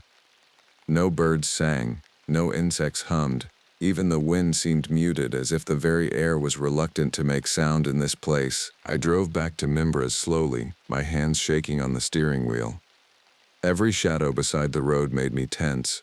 Every movement in my peripheral vision brought a spike of adrenaline. By the time I reached the outskirts of town, I was jumping at the sight of tumbleweeds. I should have gone straight to the hospital. My ribs were almost certainly cracked, and some of the cuts on my arms needed stitches. But instead, I found myself driving to the public library, compelled by a need to understand what had happened to me. Mrs. Martinez, the librarian, looked at me with concern when I walked in. I must have presented quite a sight. Torn clothes, bandaged hands, moving like an old man despite being in my 20s. "Theo, what happened to you, mijo?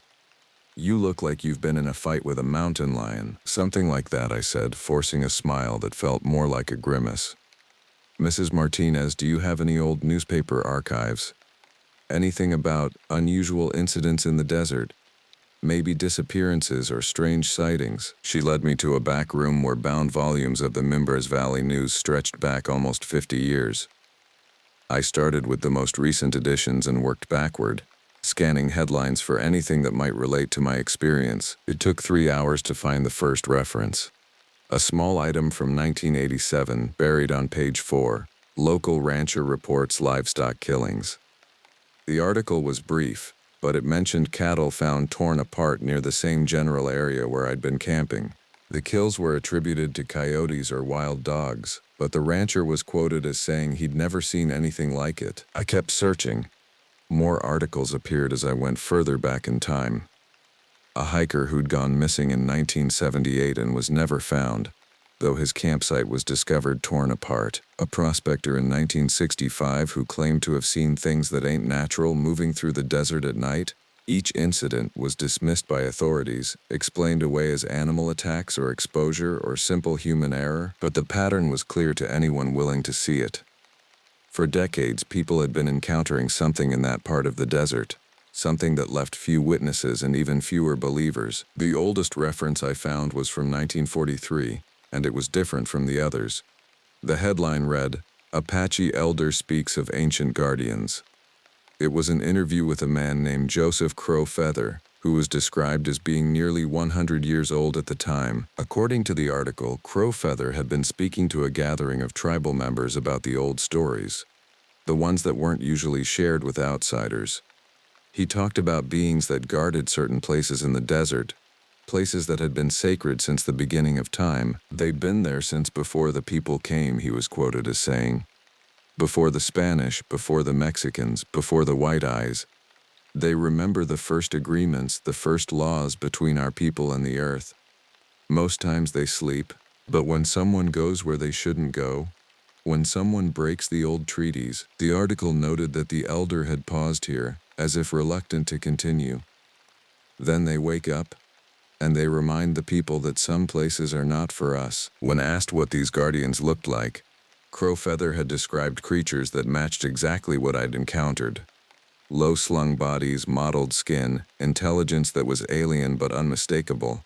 He called them shaitan, a word that the article's author had been unable to translate but noted seemed to carry connotations of both sacred power and terrible danger. "The desert remembers everything," the old man had said in closing.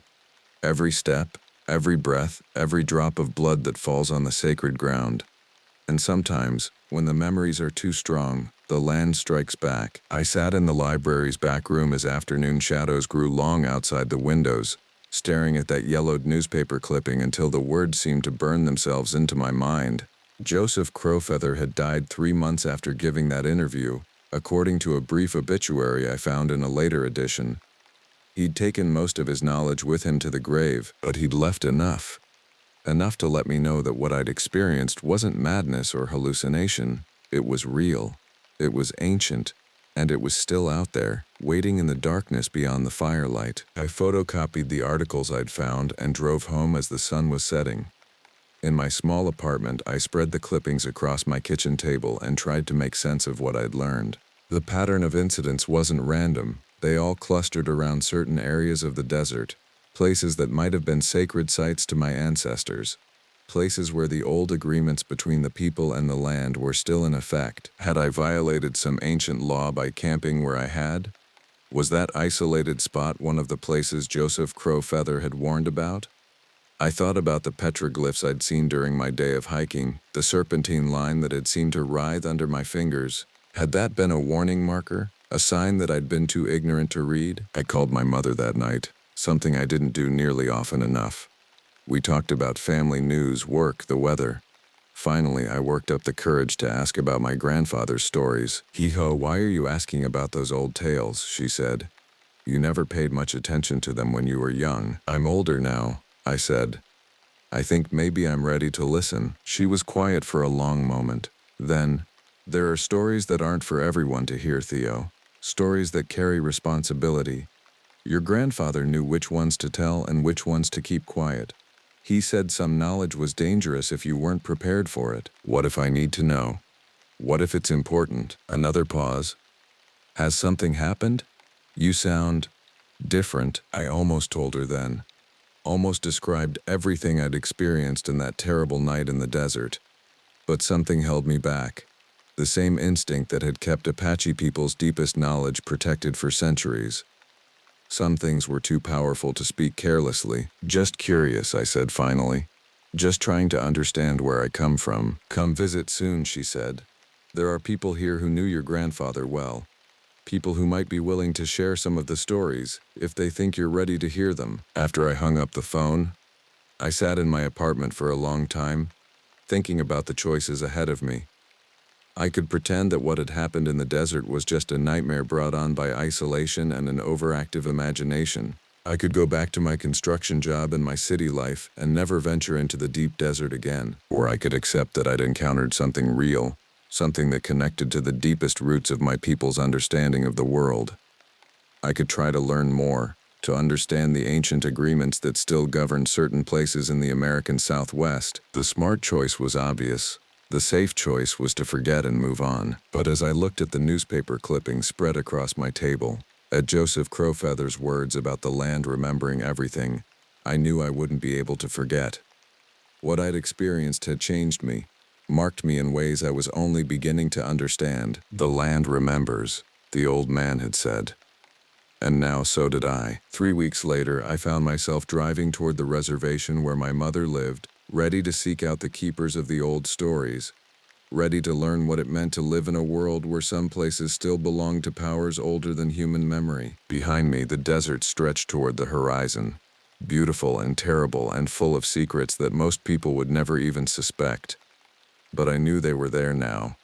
I'd seen them moving in the darkness, heard their alien voices calling to each other across the ancient stone, and I understood finally what my grandfather had been trying to teach me all those years ago when he spoke of the earth keeping its own counsel. Some treaties once made are never broken. Some guardians never sleep, and some places, no matter how empty they might appear under the bright desert sun, will always belong to the things that came before us. I was a ranger, a climbing ranger, out at the Allegheny State Park in New York from 2003 to 2008. This park is well known for its free-roaming bison herd and the number of unsolved murders that occurred there the past 150 years or so. During the 4th of July weekend in 2007, I had an experience that I just could not explain. The morning sun filtered through the dense canopy of oak and maple trees as I drove along the winding access road toward my assignment. A light mist clung to the forest floor, giving the landscape an ethereal quality that belied the dark history of these woods. Allegheny wasn't as famous as Yellowstone or Yosemite, but among park rangers and local historians it had earned a reputation, one whispered about during late-night shifts and over lukewarm coffee and staff meetings. I'd been working these woods for 4 years by then. 4 years of monitoring trails, assisting lost hikers, and occasionally retrieving the bodies of those who underestimated the wilderness.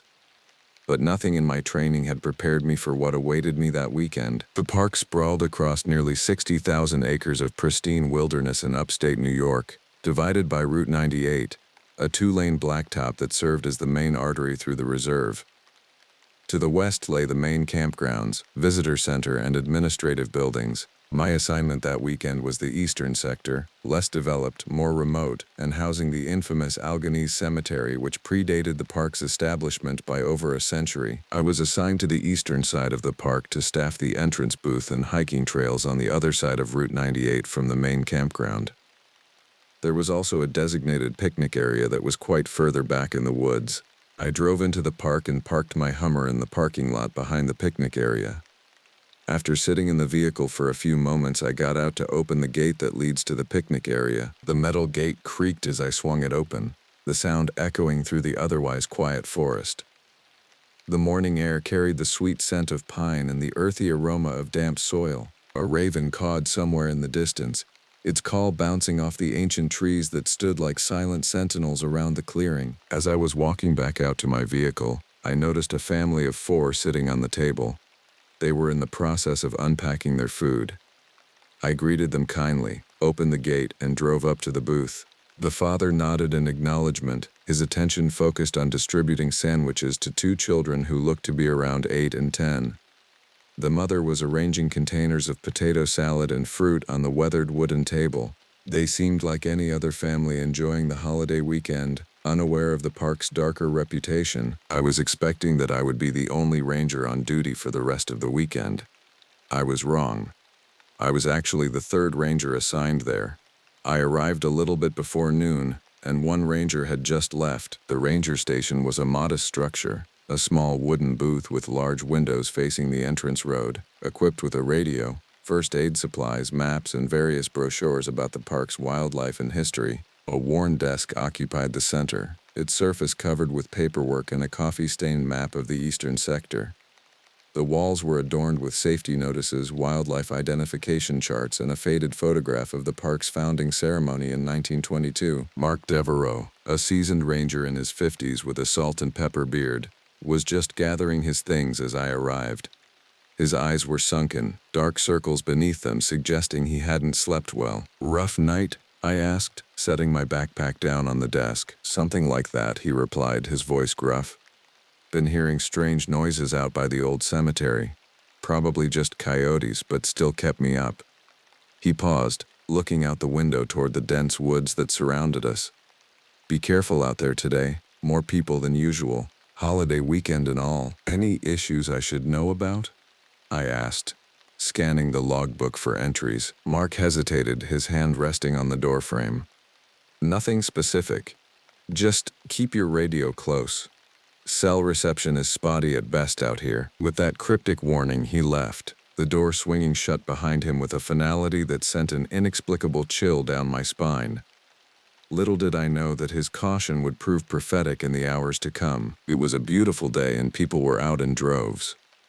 The morning calm quickly gave way to the bustle of holiday visitors, families with coolers and picnic baskets, hikers with well-worn boots and walking sticks, amateur photographers hoping to capture the park's renowned bison. They all passed through my station, their excited chatter filling the air. I checked my watch, 12:30 p.m. The day stretched ahead, hours of routine work before nightfall. Outside, the sun had reached its zenith, bathing the forest in golden light. Birds sang in the canopy above, and a gentle breeze rustled the leaves.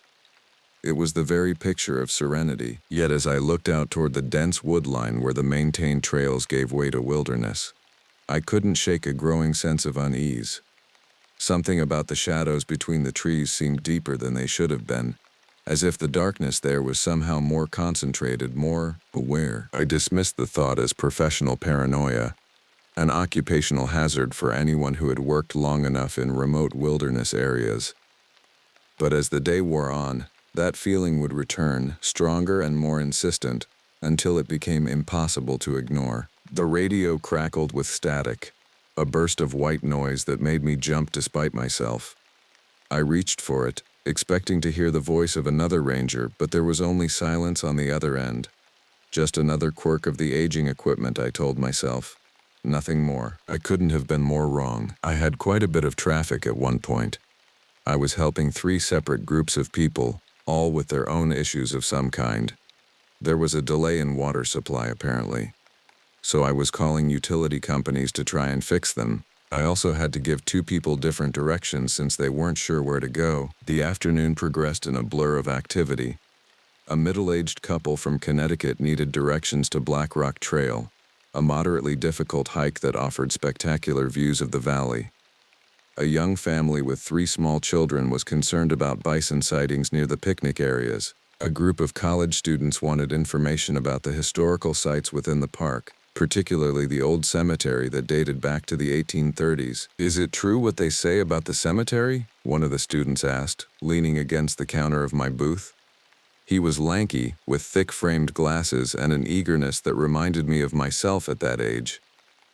"About the murders?" I maintained my professional demeanor, offering the sanitized version of the park's history that we were instructed to share with visitors. "The Alganese Cemetery holds the remains of the original settlers in this region. There have been some unfortunate incidents in the park's history, as with any wilderness area, but most of the stories you hear are exaggerated." What I didn't tell them was that between 1850 and 1980, 27 unsolved murders had occurred within the park boundaries. 7 bodies had been discovered in or near the cemetery itself, all bearing similar wounds that suggested a single perpetrator, or perhaps something worse. The official line was that the deaths were the result of animal attacks or the work of a serial killer who had long since died or moved on.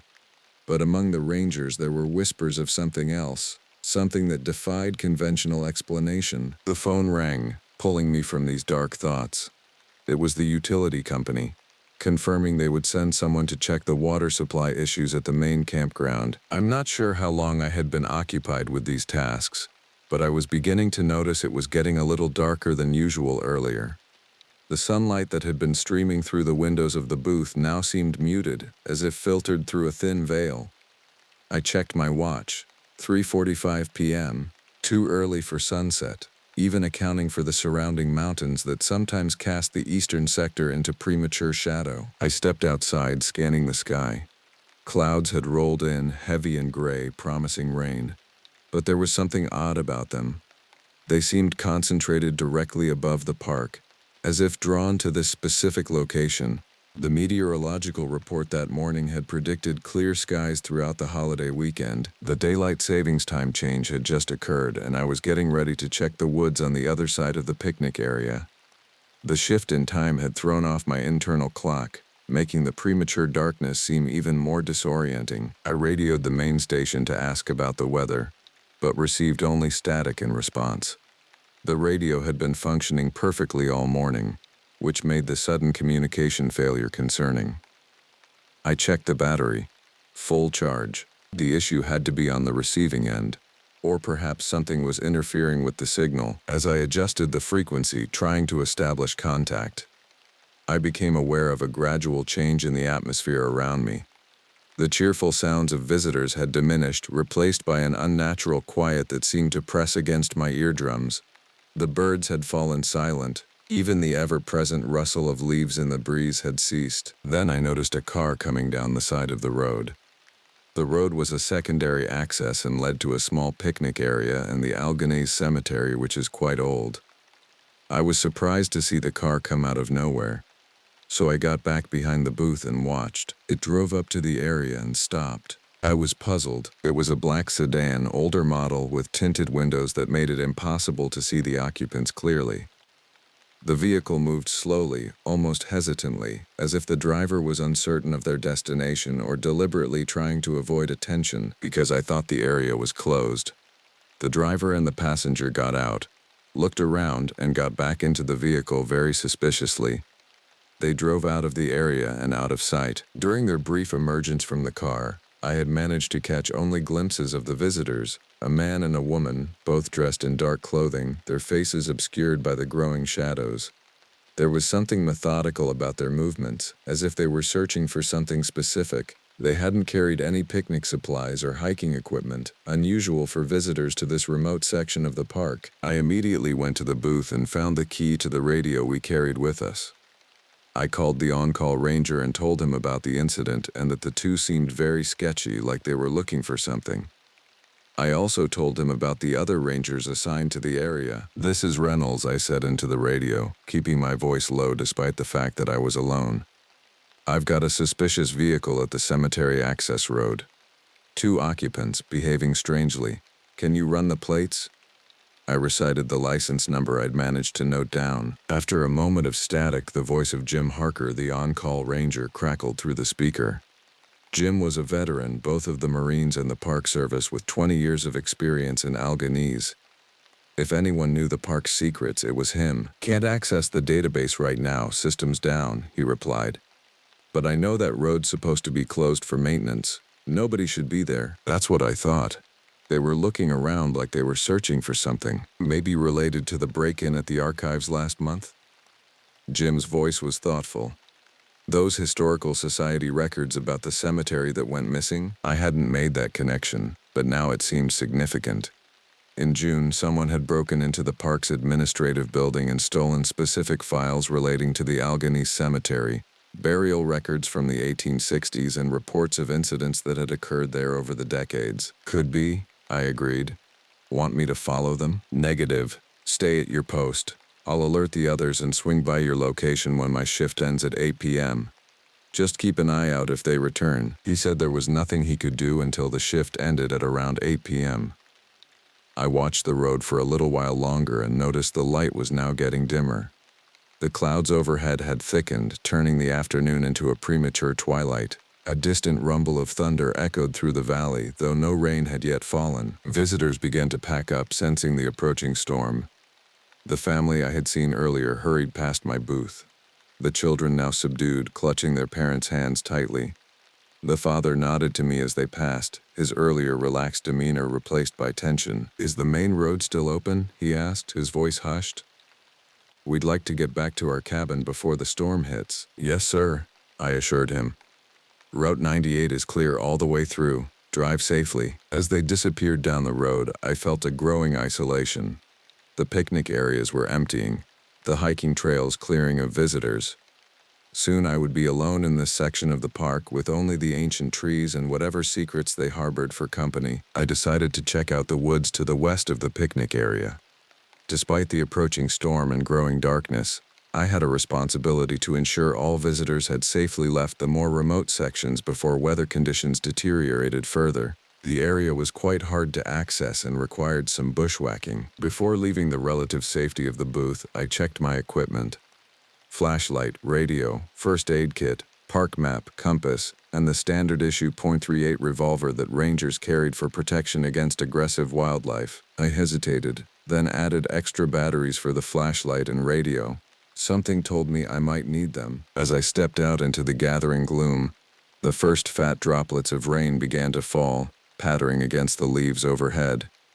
The wind had picked up, moaning through the trees with an almost human quality that raised the hair on the back of my neck. Little did I know that this routine patrol would lead me into the heart of Alleghany's darkest mystery, and face to face with something that had no place in the rational world I thought I inhabited. As I walked along the natural trail, I noticed now that most of the light was gone.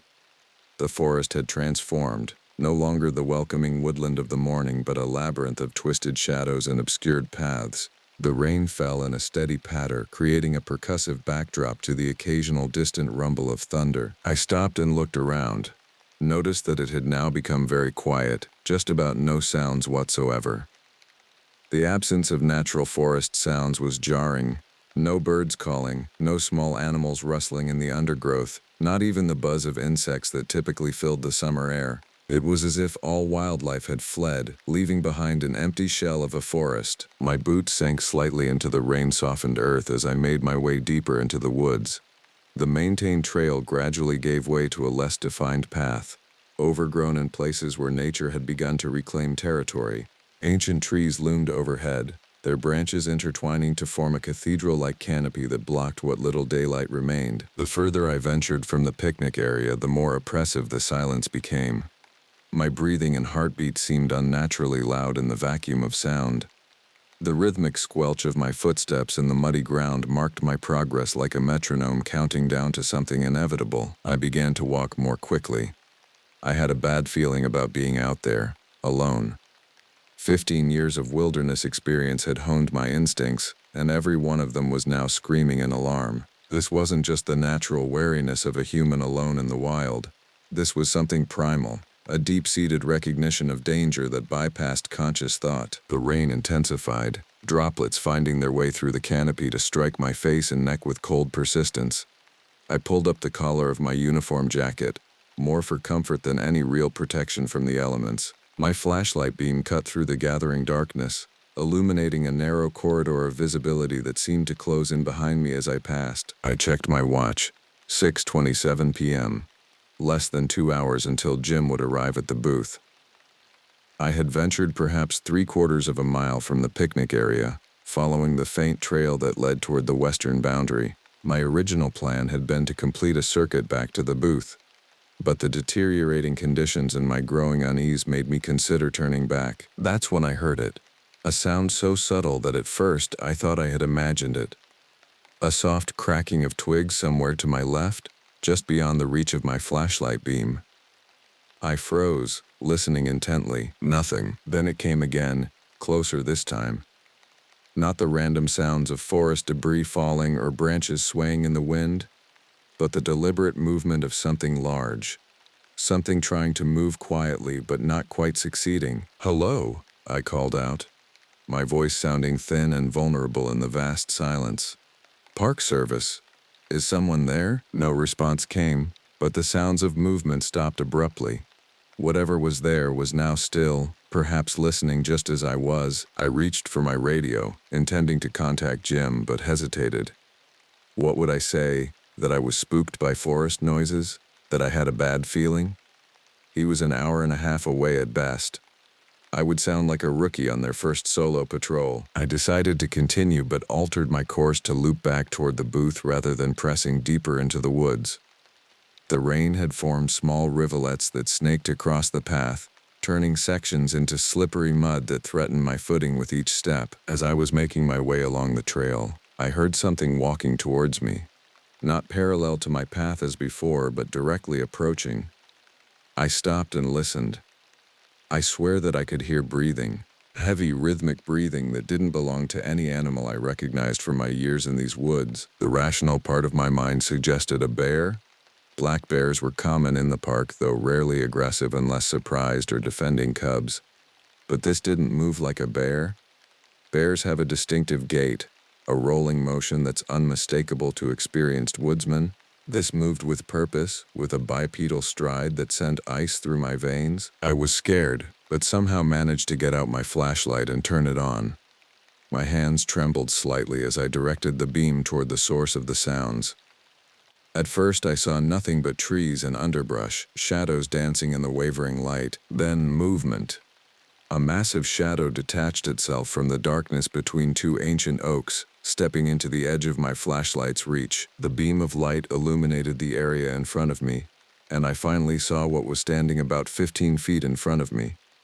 The thing was 7 to 8 feet tall, made from a combination of fur and skin. It looked like a mixture of bear and a human. My mind reeled, struggling to categorize what I was seeing within the framework of known wildlife. The creature stood upright on two powerful legs, its broad shoulders hunched forward. Matted fur, dark and slick with rain, covered most of its body, but patches of skin showed through, not furless bear skin, but something else. Something that made my stomach lurch. Its head was the most disturbing feature.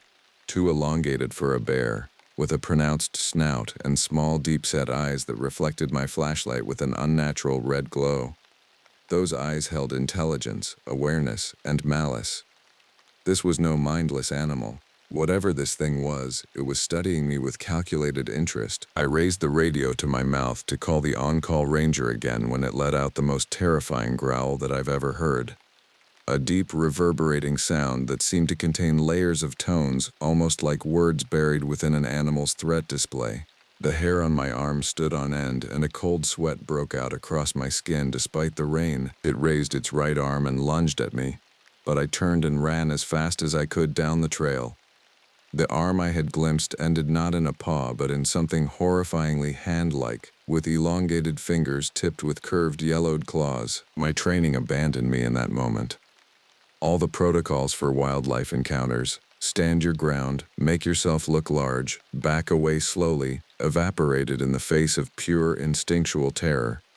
This was no wildlife I had ever been trained to handle. This was something else entirely. I ran blindly, my flashlight beam bouncing wildly across the forest floor, barely illuminating enough to keep me from crashing headlong into trees. Branches whipped at my face and arms, leaving stinging welts that I barely registered. My lungs burned, and my legs pumped with desperate energy fueled by adrenaline. I knew that I only had about a quarter mile to go before I would reach the open meadow area. If I could make it there, I would have better visibility, more room to maneuver. But the rational planning of escape routes was secondary to the animal panic that drove me forward. I was trying my hardest not to look back, but did so, and saw the thing was keeping up with me with ease. It moved with a terrible grace through the forest, navigating the obstacles that slowed me down as if they weren't there. Its red eyes remained fixed on me, and its mouth, its mouth had opened to reveal rows of jagged teeth that had no place in any bear's jaw. I kept telling myself that it was just an animal, and there was nothing supernatural about it. But that did not work. My scientific training warred with primal fear. I had studied wildlife biology, knew the local fauna intimately, and nothing in my education or experience accounted for what was pursuing me. Yet I clung to rationality like a lifeline. There had to be an explanation.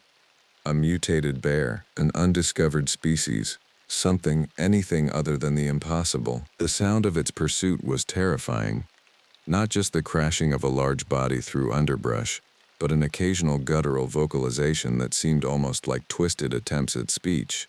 My mind flashed to the park's dark history, the unsolved murders, the bodies found with wounds that had never been satisfactorily explained. Rain lashed at my face, nearly blinding me as I burst from the dense forest into the relative openness of the meadow. Tall grass, bent by the downpour, stretched before me for about 100 yards before giving way to the maintained grounds near the picnic area and ranger station. If I could cross this expanse, I might reach safety. As I reached the open meadow, I tripped on a fallen log and went down hard. The impact drove the air from my lungs and sent my flashlight spinning away into the grass, its beam carving random patterns through the rain-filled darkness. Pain shot through my knee, and I knew immediately that I had injured it severely. I was trying to get up and run when I heard it coming. The creature had slowed its pursuit now that I was down, approaching with an almost leisurely confidence that was more terrifying than its earlier chase. It knew I was injured. It knew I couldn't escape. I fumbled for my sidearm, fingers clumsy with fear and the cold rain. The revolver felt impossibly heavy as I raised it, aiming at the tree line where I could hear the creature approaching. My hand shook violently, undermining any chance of accuracy. A shot rang out, but not from my weapon. The unexpected gunshot echoed across the meadow, momentarily drowning out the patter of rain and the pounding of my heart. I instinctively ducked lower into the wet grass, my injured knee screaming in protest at the movement, and I could hear the cracking of twigs and branches as the creature reacted to the shot. Its silhouette, visible against the slightly lighter sky, reared back at the sound. A second shot followed, and then a beam of light cut through the darkness from the direction of the picnic area. "Reynolds, stay down!" The voice belonged to Jim Harker, and I had never been so grateful to hear another human being in my life. Then the on-call ranger appeared and told me to stay down. He was soaked through, his uniform clinging to his stocky frame as he advanced cautiously toward my position, his service weapon extended in one hand and a powerful flashlight in the other. His face was a mask of tension, eyes scanning the perimeter where the forest met the meadow. The thing was circling us, but it would not approach any closer.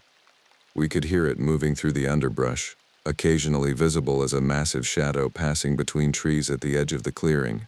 Jim's flashlight caught it briefly, enough to see the matted fur, the unnatural height, the eyes reflecting crimson in the beam. "What the hell is that?" Jim's voice was steady, but I could hear the strain beneath his professional calm. "Bear? No," I managed through chattering teeth both from cold and lingering terror.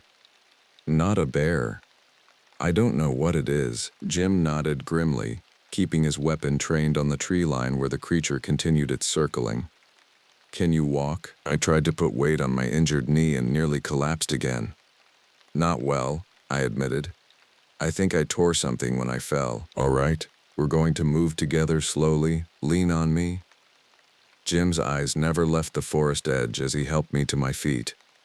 On 3, 1, 2, 3, the ranger fired 2 more shots as the creature made a sudden movement toward us. The bullet struck a tree near where it stood, sending splinters flying. The creature retreated a few paces but didn't flee. It seemed to be assessing us, calculating, waiting for an opportunity. "It's smart," I whispered as we began our slow retreat across the meadow. "Too smart." Jim didn't respond, but his grip on my arm tightened. He understood the implication. Whatever this thing was, it wasn't operating on animal instinct alone. It was thinking, planning, and that made it infinitely more dangerous. Our progress was agonizingly slow. Each step sent waves of pain through my knee, and the rain-slicked grass offered treacherous footing. The creature paralleled our movement, staying just within the tree line, occasionally visible as it passed between trunks. It seemed to be waiting for us to separate, or for one of us to fall. "The suspicious couple," I gasped through the pain. "Could they be connected to this?" Later, Jim replied tersely, his attention focused on our pursuer. "Almost to the tree line. 50 more yards." We could hear it running away as we approached the relative safety of the cleared area around the picnic tables. The sound of its retreat was almost as unnerving as its pursuit. A combination of bipedal strides and occasional drops to all fours, moving with a speed that no human could match through the dense undergrowth. He helped me up and walked me back to the booth. I injured my knee during the fall but did not want to seek any medical help. The warm light of the ranger station seemed impossibly welcoming after the terror of the forest. Jim helped me into a chair and quickly secured the door behind us, though we both knew that if the creature wanted to get in, a wooden door would provide little obstacle. "Dispatch. This is Ranger Harker." Jim spoke into the radio. "I'm with Ranger Reynolds at the East booth. We've had an—" He paused, glancing at me. "Incident. Possible wildlife encounter. Reynolds has a knee injury. Over." The radio crackled with static before a response came through. "Copy that, Harker. Do you need medical assistance?" "Over." Jim looked at me questioningly. I shook my head. The last thing I wanted was to try to explain what we had seen to paramedics, police, or worse, our supervisors. "Negative, dispatch. Minor injury only. We'll file a report in the morning. Over and out." Jim set the radio down and turned to me. "You sure about this? That knee looks bad." "I'll ice it tonight," I said, wincing as I tried to find a comfortable position. "Jim, what was that thing?" Jim's weathered face was grave as he pulled up another chair. "I don't know for certain," he said slowly. "But you're not the first to see it." The revelation hit me like a physical blow. "What? Who else? Why haven't I heard about this?" "Because officially it doesn't exist." Jim's voice dropped to near a whisper, despite the fact that we were alone. "Reports get filed. Then they disappear. Just like the hikers and campers sometimes do." "The murders?" I breathed. "The unsolved cases, you think?" "I think there are things in these woods that don't fit neatly into ranger training manuals," Jim interrupted. "Things that the administration doesn't want to acknowledge because they can't explain them, can't control them." Rain drummed against the roof of the booth, and wind rattled the windows. Outside, darkness had fully claimed the park. Somewhere in that darkness, the creature was still out there, perhaps watching the faint glow of our shelter with those intelligent, malevolent eyes. "The couple you saw earlier," Jim continued, his voice thoughtful. "They're not the first suspicious visitors we've had. Every few months, someone comes asking questions about the cemetery, about the old records. Sometimes they claim to be historians or journalists. Sometimes they don't bother with a cover story at all. What are they looking for? I'm not sure, but I think they know something about whatever that thing is. Or was. We had a mutual agreement together to keep quiet about this, and to not tell our supervisors or anybody else we know. We have no idea what kind of professional retribution there would be, or potentially career suicide, if we report this officially," Jim explained. "Best case scenario, we're labeled as unreliable, maybe transferred to desk jobs. Worst case, we're fired for psychological unfitness for duty. I've seen it happen to others." I thought about what we had witnessed, trying to frame it in terms that would make sense in an official report. A bear walking on hind legs? An unidentified predator? None of it would capture the reality without sounding delusional. "So we say nothing," I concluded. "We say nothing," Jim agreed grimly. "But we stay vigilant, and we watch for those visitors. I think they're connected to whatever that thing is, somehow." As if on cue, headlights appeared on the access road, approaching the booth slowly through the rain. Jim tensed, his hand moving instinctively to his sidearm. "Expecting anyone?" he asked quietly. I shook my head, watching as the vehicle, a dark SUV, not the sedan from earlier, pulled up to the booth and stopped.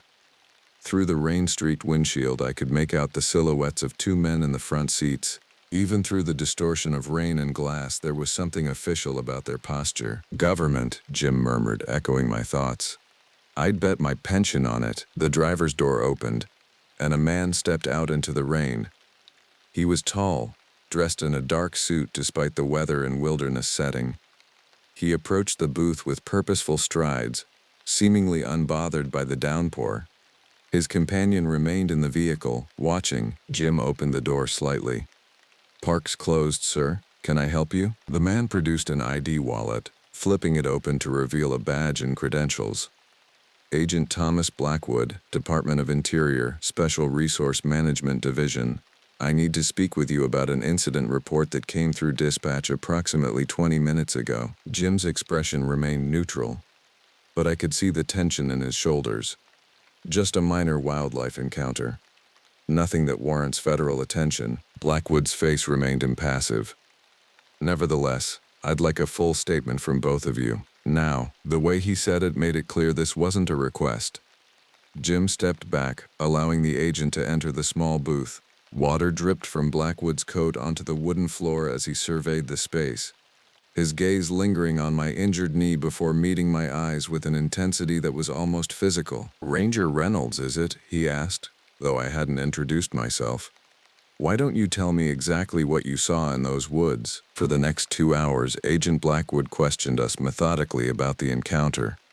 His manner was clinical, detached, as if we were discussing an unusual weather pattern rather than a creature that defied rational explanation. He took notes in a small black notebook, occasionally nodding but offering no reaction to even the most disturbing details of our account. "And you're certain it walked upright?" he asked for the third time. "Yes," I confirmed, growing increasingly frustrated with the repetitive questioning. "Bipedal, 7 to 8 feet tall, combination of fur and skin, eyes reflected red in the flashlight beam, moved with intelligence." Blackwood nodded, making another note. "And the couple you observed earlier near the cemetery, can you describe them again?" Jim and I exchanged glances. The agent's interest in the suspicious visitors seemed equal to his concern about the creature itself, which struck me as significant. "Man and woman, both in dark clothing," I recounted. "Couldn't see their faces clearly.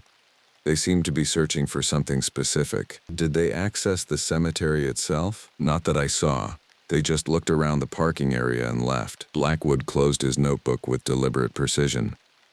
"Thank you for your cooperation. This incident is now under federal jurisdiction. You are not to discuss what you've seen with anyone, not your colleagues, not your supervisors, not your families. Is that understood?" "Under what authority?" Jim began. But Blackwood cut him off. "Under Executive Order 13-26, regarding matters of national security." Blackwood's tone left no room for argument. "This encounter never happened.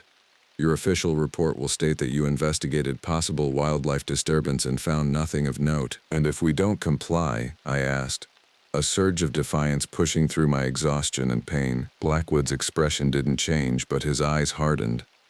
"Then careers end, pensions disappear, and people who ask too many questions sometimes get transferred to monitoring weather stations in Alaska." He paused, letting the threat sink in. Or worse, the implications hung in the air between us. Jim's earlier concerns about professional repercussions seemed quaint compared to Blackwood's veiled threats. "We understand," Jim said finally, his voice tight. "Good." Blackwood moved toward the door, then paused. "For what it's worth, you're not the first to encounter it. And you won't be the last. The best thing you can do is forget what you saw and continue with your lives." With that, he left, returning to the waiting SUV. We watched in silence as the vehicle's taillights disappeared into the rainy night. "Special Resource Management Division," Jim muttered once they were gone. "Never heard of it." "Me neither," I agreed. "But they know about the creature. They've known all along." The realization was both validating and disturbing. Whatever we had encountered wasn't a figment of our imagination or an unclassified animal species. It was something the government monitored, something they considered a matter of national security. The murders, I said slowly, connecting dots that had been there all along. The disappearances over the years, they've been covering them up. Jim nodded grimly, and will continue to do so. Which leaves us with a choice. Play along and pretend tonight never happened, or what? I asked when he didn't continue. Go public? Who would believe us? And after Blackwood's threats? Exactly. Jim looked older suddenly, the lines in his face deeper in the harsh fluorescent light of the booth. So we keep quiet, we file the report he wants, and we live with what we know. That night marked the beginning of the end of my career as a park ranger. Though my knee eventually healed, mostly, something else had been broken that couldn't be repaired. My trust in the wilderness I had once loved and in the institutions I had served. For the remainder of my time at Alganese, I never ventured into the forest alone again. I stayed to the maintained trails, always alert, always watching the shadows between the trees with newfound wariness. Sometimes, on quiet nights when the wind moved through the ancient oaks in a particular way, I would hear sounds that reminded me of that creature's growl, sounds that would send me retreating to the safety of my vehicle or the ranger station. Jim and I never spoke openly about what we had seen, developing instead a sort of shorthand to communicate our mutual awareness. If either of us spotted the suspicious visitors again, which happened twice more before I left, a simple radio call about cemetery tourists was enough to put the other on alert. On both occasions, Blackwood or men like him appeared within hours, watching the visitors from a distance but never approaching them directly. It was as if two separate groups were engaged in a silent cat-and-mouse game, with the forest and its secrets as the prize. Since all this, I've moved to Georgia, and I now work for a private security firm. I still do a lot of hiking and camping, but never really go off trail, if I can help it. The nightmares persisted for years. Vivid recreations of that night, of those red eyes watching me from the darkness. Sometimes in the dreams I don't escape. Sometimes I see what happened to those unsolved murder victims, and I wake drenched in sweat, throat raw from screaming. I've researched the Alganese region extensively since leaving, looking for historical accounts that might explain what we encountered. The area was sacred to the indigenous peoples who lived there before European settlers arrived. Their legends speak of a guardian spirit that protected sacred burial grounds, a spirit that could take physical form to punish those who desecrated holy sites. The cemetery was built directly over one such burial ground in the 1830s, despite protests from the remaining tribal members. The first animal attack was reported less than a year later, when the cemetery caretaker was found dead, his body displaying wounds that the local doctor could not attribute to any known predator. Is this the connection that Blackwood's agency and the mysterious visitors are investigating? I don't know. Perhaps the creature is something else entirely. A government experiment gone wrong, an undiscovered species, or something that science has yet to classify. What I do know is that there are places in this world where the boundary between the known and the unknown, the natural and the impossible, grows thin. Alganese State Park is one such place. The forest keeps its secrets, protected by forces both human and otherwise. I've never returned to New York, never set foot in those woods again. But sometimes, when I'm alone in the Georgia wilderness, I feel watched. And I wonder if what I encountered that rainy July night was unique to Alganese, or if similar entities exist in wild places throughout the world, glimpsed only briefly by those unfortunate enough to cross their paths. If you find yourself in remote forests, particularly near old burial grounds or places with troubled histories, heed this warning. Stick to the trails. Make noise as you hike. Leave before dusk falls. And if the forest suddenly goes silent, if that primal instinct raises the hair on the back of your neck, run. Don't look back. Don't try to rationalize what might be watching you from the shadows, because there are things in this world that defy explanation. Things that exist in the spaces between what we know and what we fear. And sometimes they do more than just watch. Thanks for your time.